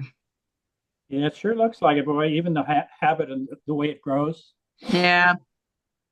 And like this looks like a big leaf, an oak leaf hydrangea, but the lime green shrubs that I could not identify, I can go to those pictures. But you guys will see from my photos, I mean, they have lots of sedum, purple coneflower, all the native shrubs, switchgrass. So yeah, this thing, I'll try to get to a better photo, but let me see. Yeah, these lime green things next to the cedars, I could not tell what those were either. Like, what are these? Those are in the 100-foot buffer, possibly the 50. Would Amy know? Amy would know, right? She would know. Yeah. Works right in Cohasset. Know what they were. Yeah, I can call her. Sorry, this one just came back on my desk. I had been here, as you guys can see, in the summer, and we had just put this back on the desk. So, because we were waiting for clarifications from the engineers for the stormwater stuff. Yeah, I send her these cannot. pictures. Not sure if she can identify them. Okay. But would you guys be comfortable with a COC contingent upon removal of the honey locust trees and replacement with another native species? I don't know how you guys feel about these, but You didn't see any spines on it? on the honey locust, Yeah. not that one. That one. It should have spines if it's a honey locust. Zoom in. They might be in the upper branches. Another picture. Sorry, I'm trying to zoom in. There we go. Go to the other picture. Picture of it. I saw a few that were. You did see a few in the other photo, Chris? More evident against the sky. I'm gonna go back to my other photo. You said they were up here? Yes. Zoom in. I'm trying. It just these photo files are large, so Oh, the computer takes a while to load. Yeah. Come on. They're on the My God. Takes forever. OneDrive isn't any quicker, unfortunately. No. There we go. Oh, yeah.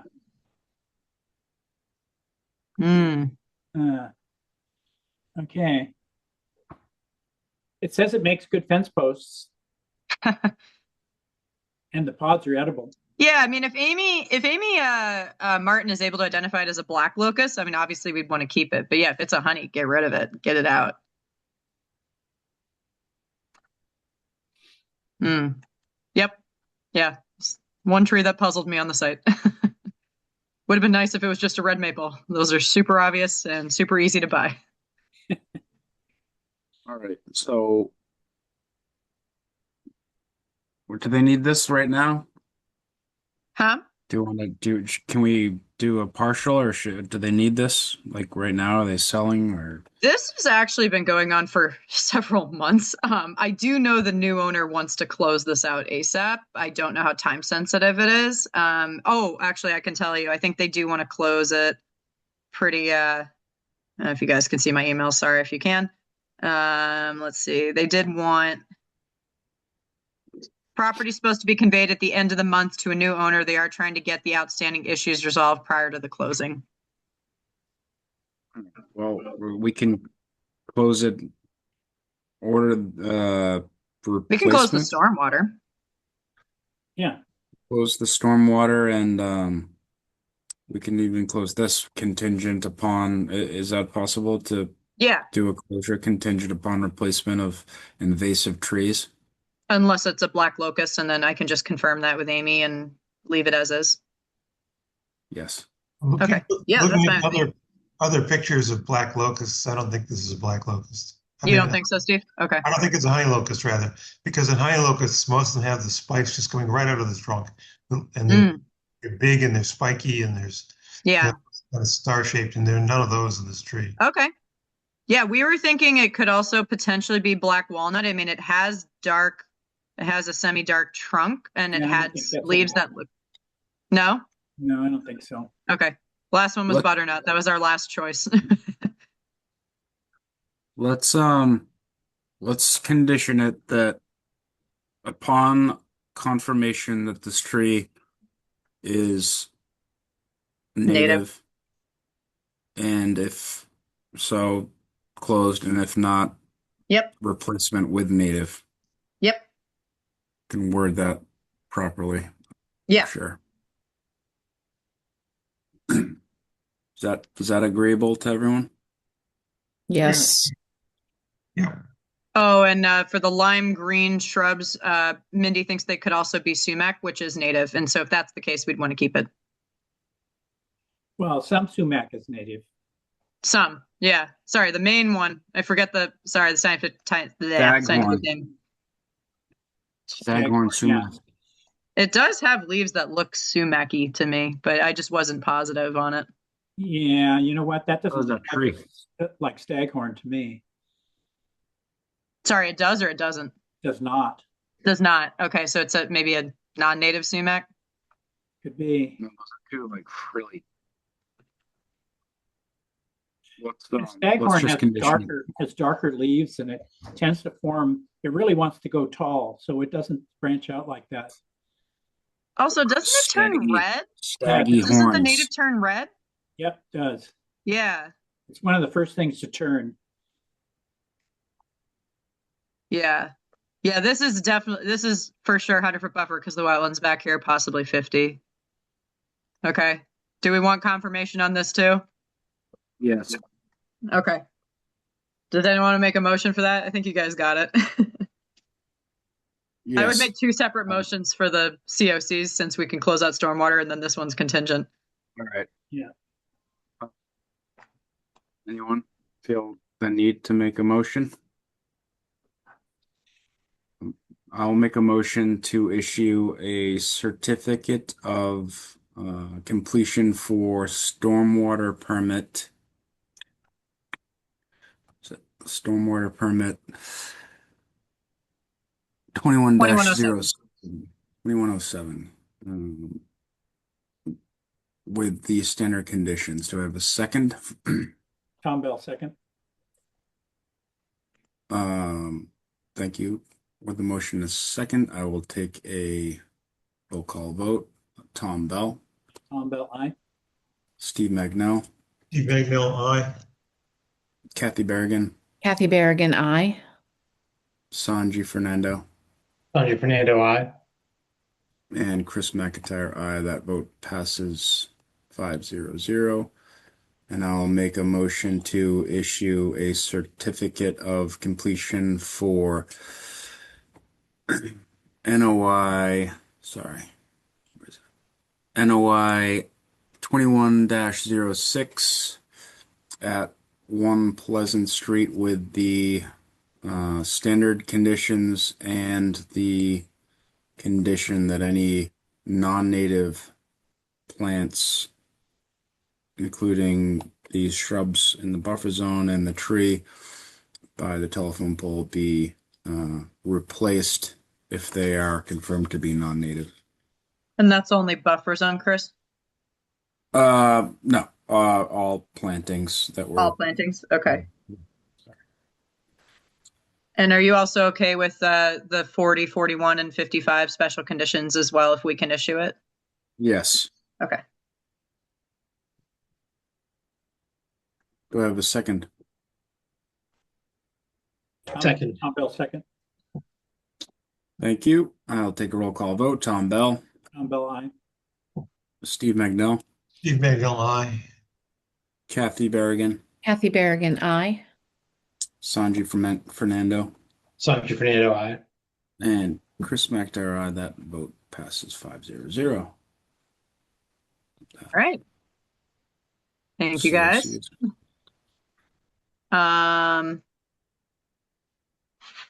Let's see. Updates. I can try to go through these quickly since 8:17 we've had a light meeting. Just to keep you guys in the loop, working with the Sewer Commission on some maintenance work around the sewer pump stations that have become, overgrown. They will need to remove trees and vegetation around the pump stations and the fencing. I talked about it with town council, and similar to National Grid, we did confirm that this would be an exempt activity under the Wetlands Protection Act and the bylaw. The only caveat to that is under the bylaw, we need written notice.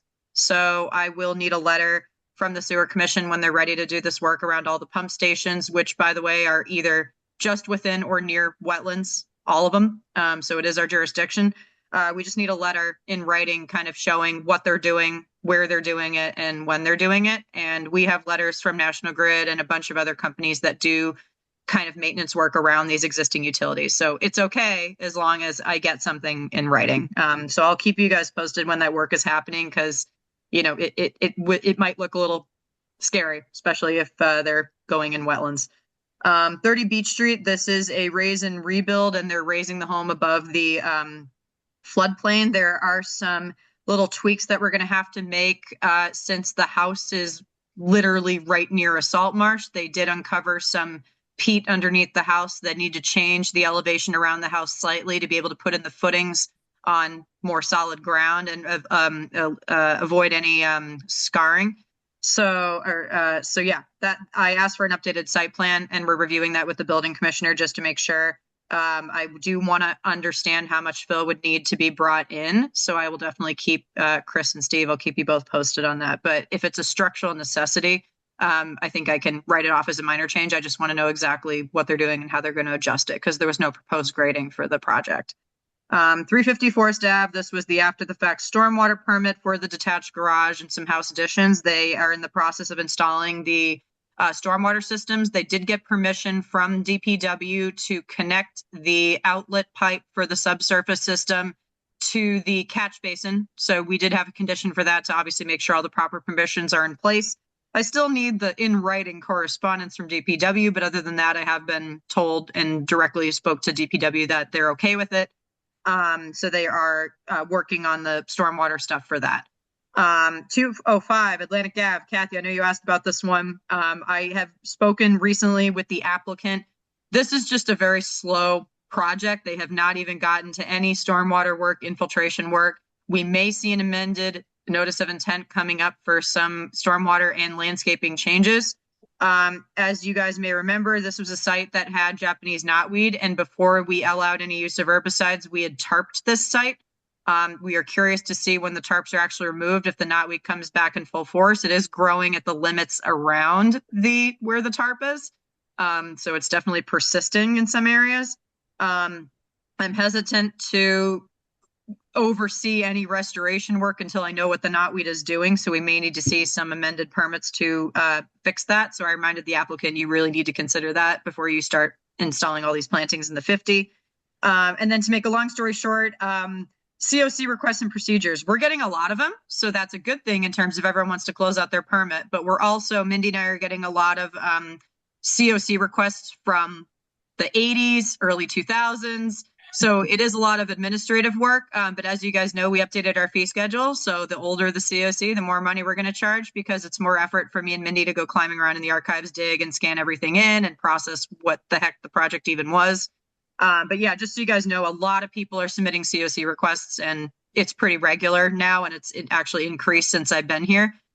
So that's awesome. It could just be a coincidental timing thing or a compliance thing, and it's also a title search thing. Title searches are getting pretty intense, and they're finding these orders of conditions from 70s, 80s, So in terms of other updates, the tree grant project that I had gotten through the Urban Community Forestry Challenge grant with DCR, we had all the trees inspected this week. There were just some minor fixes, but for the most part, all the trees were planted correctly. They just have to move some of the mulch away from the root flares and just adjust some of the stakes for some of the trees. But other than that, DCR was impressed with the work. So that grant is closing. In terms of the other grant, the Gulf River grant, to give you guys an update, we just went out into the marshes yesterday in Scituate and Cohasset at some locations. The previous week, last week, Woods Hole Group deployed 6 tidal gauges, 1 in the harbor, 5 in Scituate, to monitor the tidal data for a month. So they're going to take the tidal gauges out in January. And then we also just did kind of an early vegetative survey. So it was us and 3 Woods Hole Group people and people from Scituate and Jack Buckley from CSCR. We walked out to Mordecai Lincoln at the edge of Cohasset and Scituate. We went out to Gannett Road, if you guys are familiar with Scituate, where we saw a lot of marsh out there. I will say that Woods Hole was actually quite impressed with the biodiversity that was out there and the elevations that seem to support healthy marsh migration in those specific areas. That doesn't mean the whole system isn't impacted. There's stressors everywhere, but in comparison to the Cape, they said this is a lot more optimistic to target for future restoration.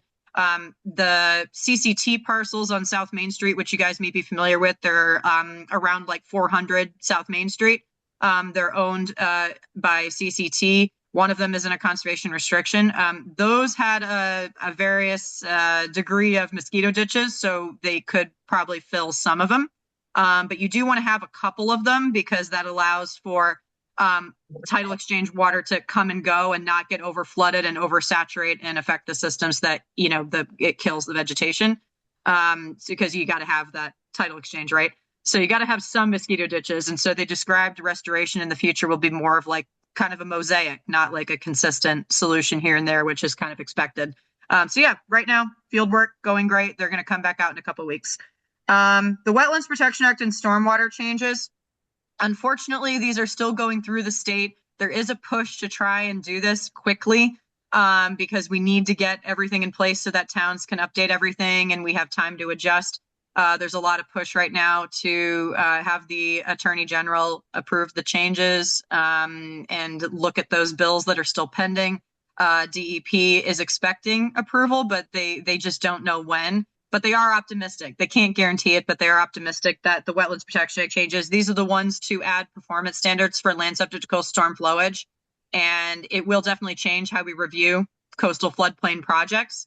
And we will definitely need to revise our regs and our bylaws to accommodate for that. And then they're revising the stormwater standards to finally upgrade to a better, I think they're going to, was it, Tom, correct me if I'm wrong, is it NOAA 14++, or is it something else? But there's still... Yes, that sounds about right. Yeah. Along those lines. It's better, but there's even still comments to go to even better data because we're already behind. So if we're going to update these, you might as well go to the most current system. So they're still finalizing those changes. So as soon as those go through, you guys will be the first to know from me. And then this is something that I'll talk about last, but yeah, the Holly Hill Farm conservation restriction, that is something I'm working with Holly Hill Farm and Wildlands Trust on. The town and Wildlands Trust will co-own the conservation restriction on Holly Hill Farm. This was a town meeting proposal from for CPC for up to $1 million to put the entire property in a CR that's agriculturally, sensitive. And so we have a 3-year time frame, but they want to get it done quicker. So as you guys know, I just took a land protection course, so timing is great. But this is an interesting CR since it's agriculturally attuned. So I will keep you guys posted on that. If you guys are curious and you want to learn more about it, I'm happy to chat with you. And then last but not least, insurance claims for tree removal. So Chris and Steve, you guys know about a few of these, but I am currently processing 3 requests, one on Beechwood, one on Border, one on Black Horse Lane, all supposedly from insurance companies. The reason why I say supposedly is because I have not seen anything in writing. Although there is a 4th one on Border Street where I was working with the harbor master and she showed me correspondence about just pruning. So that's fine over the home. Insurance companies are getting very aggressive. They are using drone footage, aerial footage, etc. They want to take away anything over the house, any tree material over the house. They may even want trees removed. So one on Black Horse Lane is proposing to remove 2 80+ foot healthy pine trees because they're near 70 Black Horse Lane, which is getting developed, and 74 Black Horse Lane, which is already developed.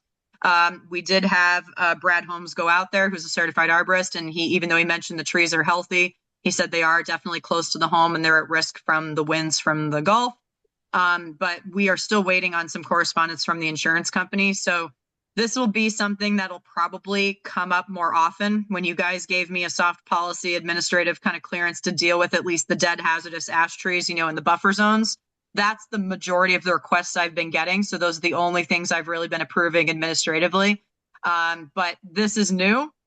So if you guys have thoughts on this, if you guys want to see anything, like I personally am thinking I still want to see an arborist letter, but I want to see anything from the insurance company that says take a tree down versus just prune it. And the one on Beechwood is actually pretty extreme. There's one that they want to take out 10 dead ash trees on a neighbor's property. And again, I said, I need to see the writing from the insurance company for that. You can redact whatever sensitive information you need to, but I do need to see the in writing request from an insurance company asking to take down 10 trees on somebody else's property. Cause I feel like that's weird, So I don't know if people are fibbing, lying, exaggerating. Either way, I definitely want to see something from an insurance company. Do you guys have any thoughts on that? How the insurance companies are threatening to cancel somebody's insurance, Yes, or raise their rates, or not renew. Mm-hmm. Yeah. I mean, this nationwide, this could turn into a real problem. I mean, they're going to clear cut America, Yep. or at least suburban America. A lot of foresters and arborists I've talked to about this issue are very concerned, given obviously the stressors we're already dealing with climate change, disease, development. It's something that if insurance had their way, they'd cut down every tree within a vicinity of every home. So this is going to be a huge thing against wetlands protection. Anything over a roof in terms of a dead branch or something, I tell people, yes, prune it, take it out. I just appreciate a heads up. As long as you're not topping a tree or removing a significant portion of healthy canopy. Usually those requests are very rational, but to take out trees, especially large, healthy trees or trees on a neighbor's property is extreme, but it's happening. And I'm getting these requests as we speak. I got one, the Beechwood guy, he came in last week. So yeah, if it's not on their property, I mean, their neighbor can say, "Screw you." yeah, I'm not cutting my exactly. trees down. So even if I give approval, I can't allow a tree coming down on a neighbor's property. The insurance companies are usually saying if that's the case, you just document it, so I don't think that would impact their coverage, but they still have to go through the process to ask and document it all and, stuff like that. So I don't know. What do you guys think? Any thoughts? Anything you'd want to see? I know we still have a hazardous tree policy and stuff that we haven't finalized yet. We still have to include tree replacement and all this stuff in our regs.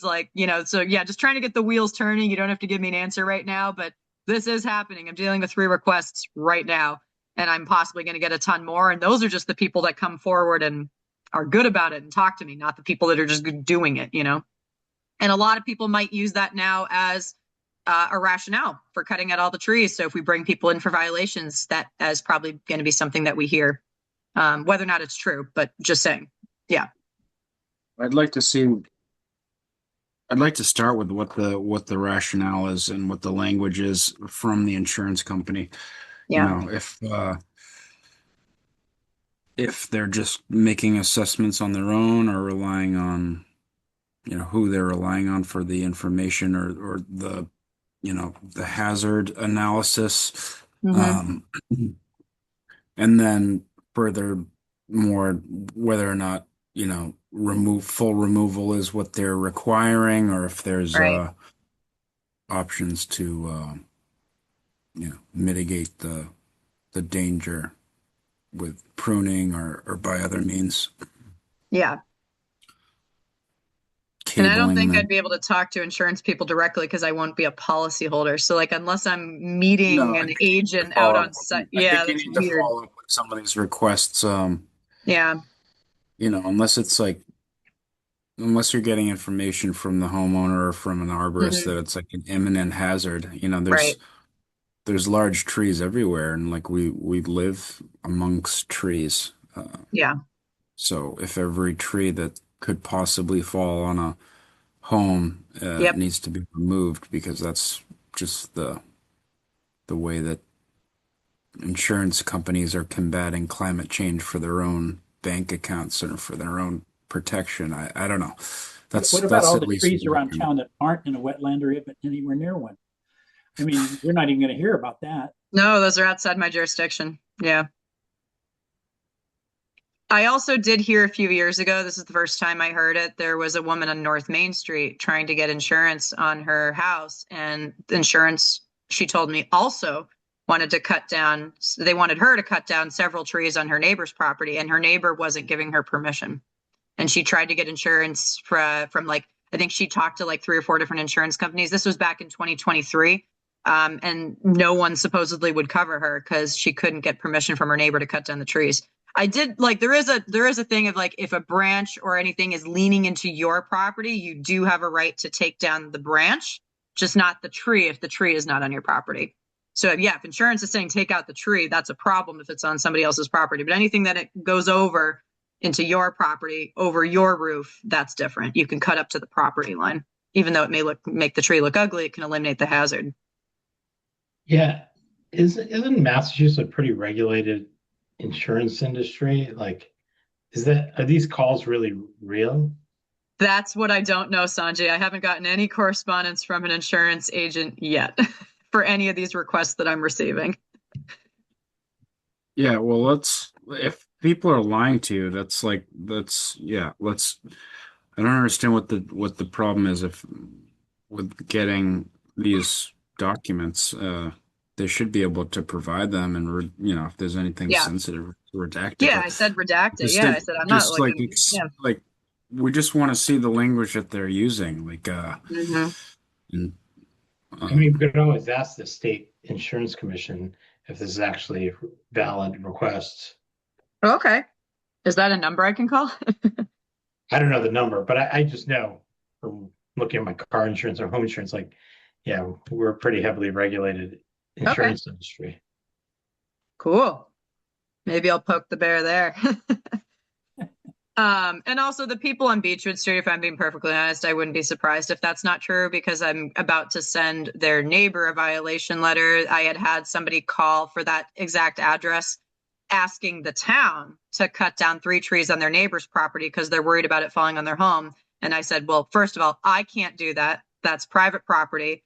I can only authorize it from a wetlands perspective. Next minute, I know the trees were cut down. So I'm like, So, now I'm getting I need to cut down 10 trees on my other neighbor's property. That one I'm not so sure about. But the Black Horse Lane one, the owner's been very descriptive in his emails, and he did say he will get something from his insurance agent. The only reason why he wants to do it now is because obviously 70 Black Horse Lane, which is right next to him, is actively being built. So he just wants to eliminate a safety hazard. And Brad did go out and evaluate it and said the trees are a hazard to 74 and 70.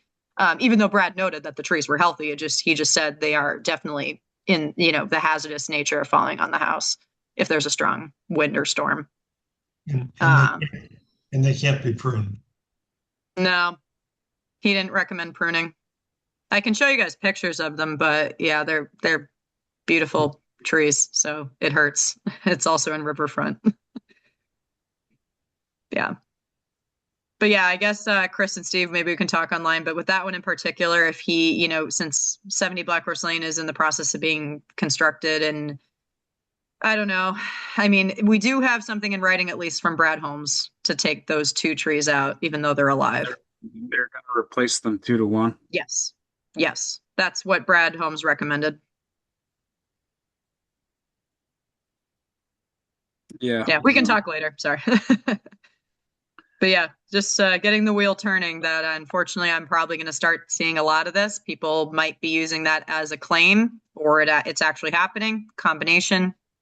It's unclear. That's a good suggestion from Sanjay. Follow up with the insurance commissions. See if you can't get it from the homeowners, maybe you can get it from the source. Yeah. I'd be down for that. I call DEP and state offices all the time, so I don't mind doing it. Well, I just wonder whether it's legal to actually for insurance companies to deny insurance. I don't think it is. Or because there's trees on the property. I don't know about on their property, but yeah, denying someone's insurance on a neighbor's property. Well, on anybody's property. I mean, I guess, yeah. If that's I mean, I could I could probably like say we're going to increase your rates, just like if you're in a flood zone, like FEMA insurance like would go up or something. Like it's a risk is increased, so maybe they'd jack up your rate, but Maybe. just to say you're going to deny it just sounds like it sounds far-fetched, I think. I Read mean, my house is, my AI, like Anthropic, the tree has to be clearly dead, dangerous, leaning, crumbling, or diseased Huh. for them to deny claim. So if Brad says Okay. it's healthy a tree. Oh, you're Yeah. asking Claude, are you? Yeah. I ask Claude all kinds of questions. Yeah. So So you said, and Sanjay, that's from Massachusetts? It has to be dead, Massachusetts. diseased, hazardous. Sorry, did they say hazardous? Dead.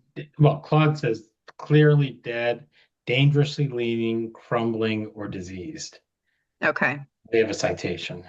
Okay. All right. That's to deny a policy if you don't take a tree down? Yeah. Okay. So they can't deny a policy for a live, healthy tree that could Doesn't fall look down like it. in a storm. But Okay. you probably can raise the rates. Yeah. But they said that that's they the were cost just of not living in a gonna renew. town that's beautiful and has lots of trees. Yeah. Yeah. I'll keep you guys posted. Watch tomorrow, they'll probably get blown over. I know. That's Well, another awkward thing of like if an arborist has already certified it as hazardous and needs to be removed and we either don't approve it or we don't authorize it, I don't know what the risk to our commission is. Well, wait a minute. He's only said it's hazardous because it's tall enough to hit a building. Yeah. Let's face it. I mean, that's true of most trees in town, right? Yeah. And yes, this is a windy place. He just noted their proximity to the house of, Yeah. yeah. That's pretty lame. Probably put Brad in an awkward spot too, but I also kind of said I need a letter from an arborist too. I said I'm not just taking an insurance letter. I do want a certified professional to evaluate whether the tree can just be pruned or if it has to get taken out.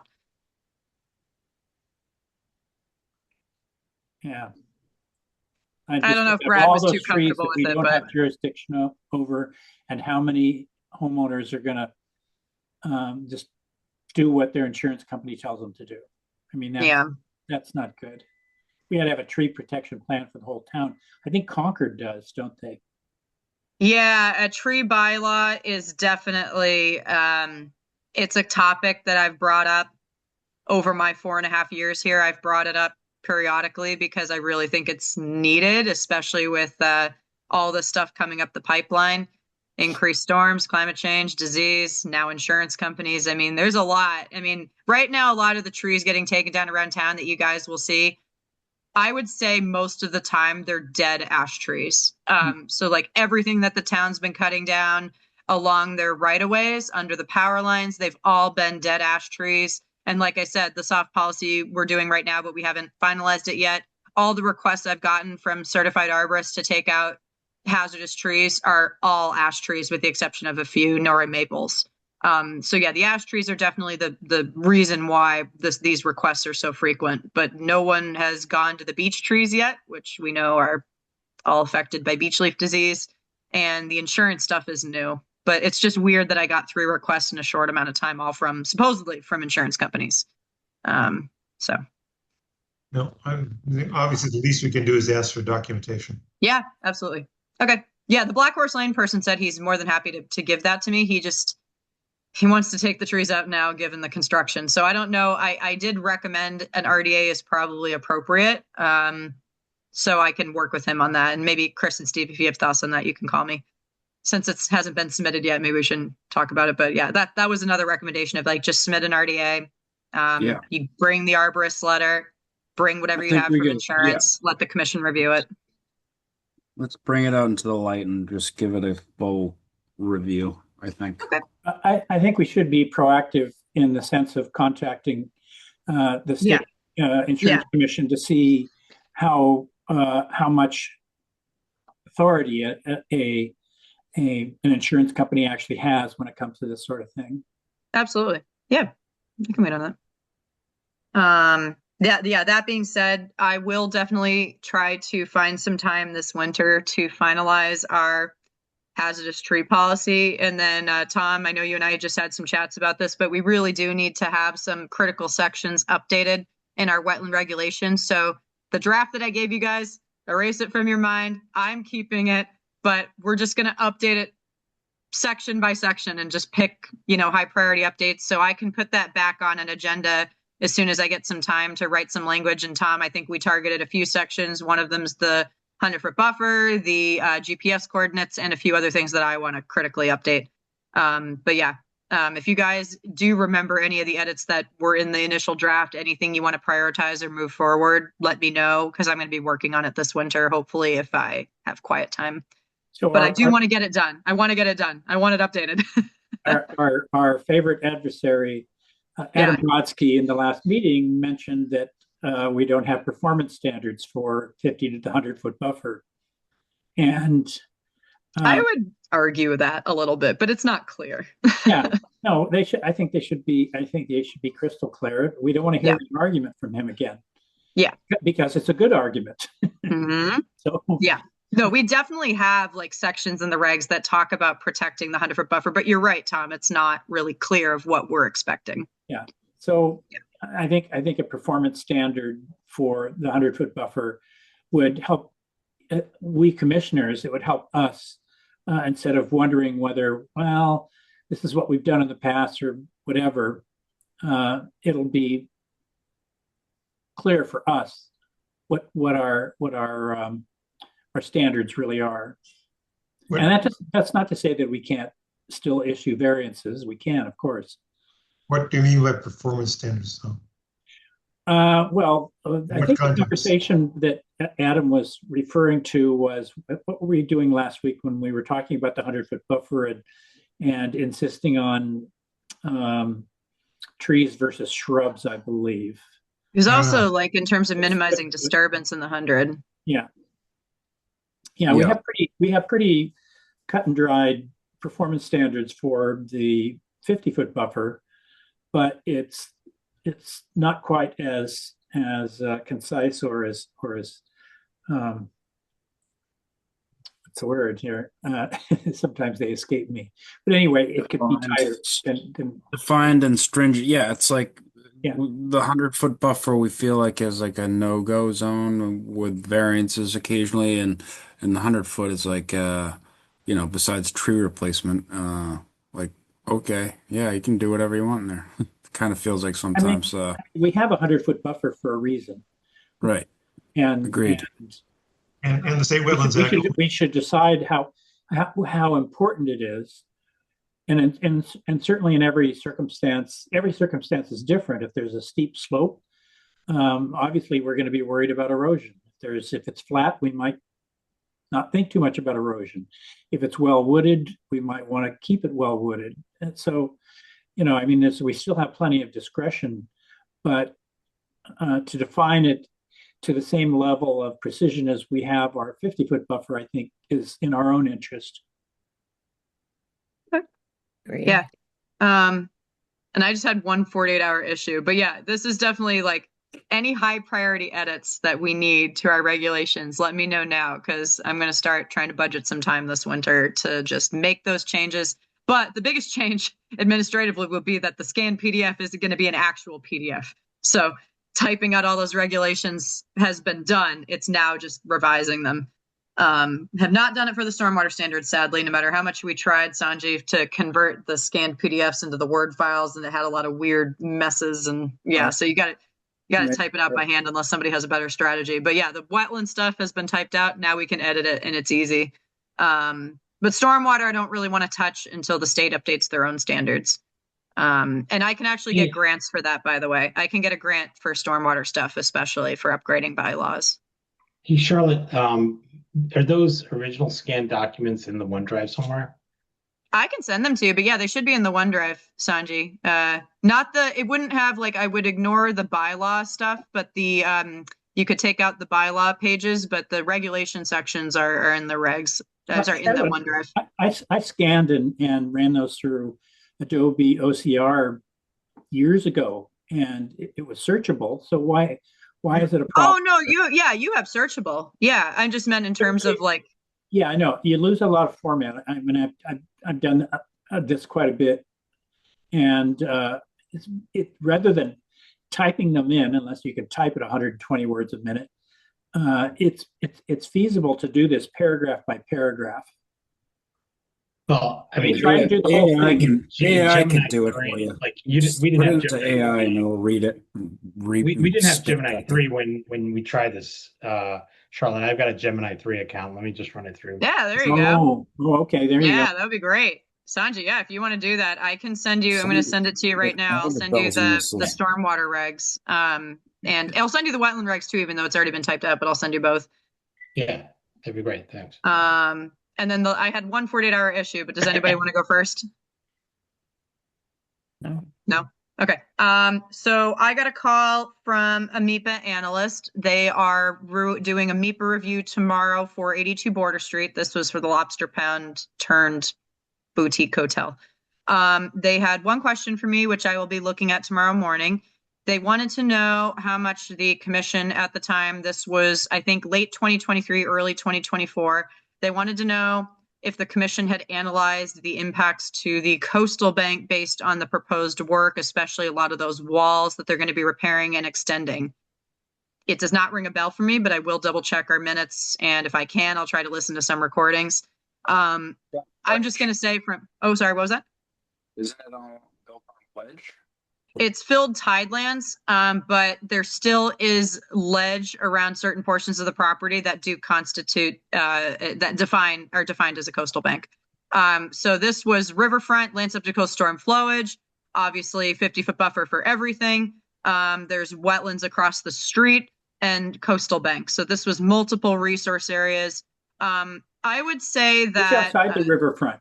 The official state river mouth is right on the bridge, so it's outside the riverfront. Really? Oh, okay. Yeah, the state has actually defined the mouth of the Gulf River. It's part of it. Really? Yeah. Okay. Well, It's I right think at the if bridge. so the mouth of the Gulf upward doesn't get a 200-foot. Well, I don't know whether you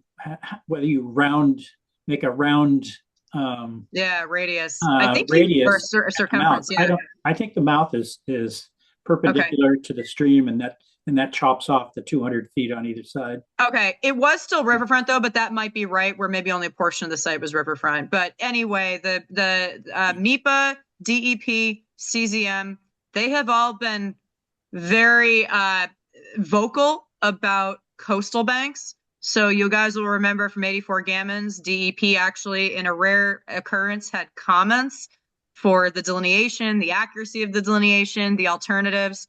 MIPA is now questioning it. CZM apparently is going to express some comments and possible concerns tomorrow. I will keep you guys posted, but they seem to be focusing a lot on coastal banks. So that's definitely a resource area to pay more attention to now that we've seen a lot of people are going to potentially start submitting projects in the coastal bank, especially if we start to keep seeing these seawall projects. So that's a resource area that I would definitely caution that maybe we take more of a focus on. And then the other one is definitely salt marsh. Like salt marsh has very, very, very clear performance standards under the Wetlands Protection Act, and anything happening in or near a marsh, one of the easiest ways to deny a project, not that I'm trying to encourage that, but one of the easiest ways to deny a project is an adverse impact to the salt marsh. And it now seems like the state and state organizations are really concerned or commenting on projects that are near coastal banks. So that's just something to think about. I'll let you guys know how the MIPA review goes. This project still needs a Chapter 91, still needs general construction permit for waterways from Army Corps, and it still needs approval from sewer. So this is obviously a large increase in use for the sewer that's out there based on its current use. It's an increase in about 992 gallons a day if you were to build this project. So not all the boards and local and state federal organizations and groups have approved this project yet. So it's just a slow process to go through all of them. But I'll let you guys know how MIPA goes. We don't see MIPA reviews that often, so they're really fascinating. But they did ask me to look into the coastal bank stuff more, so I'll do some digging on how our hearings went. That was my only 48-hour issue for you guys. Okay. Anyone else? Any issues?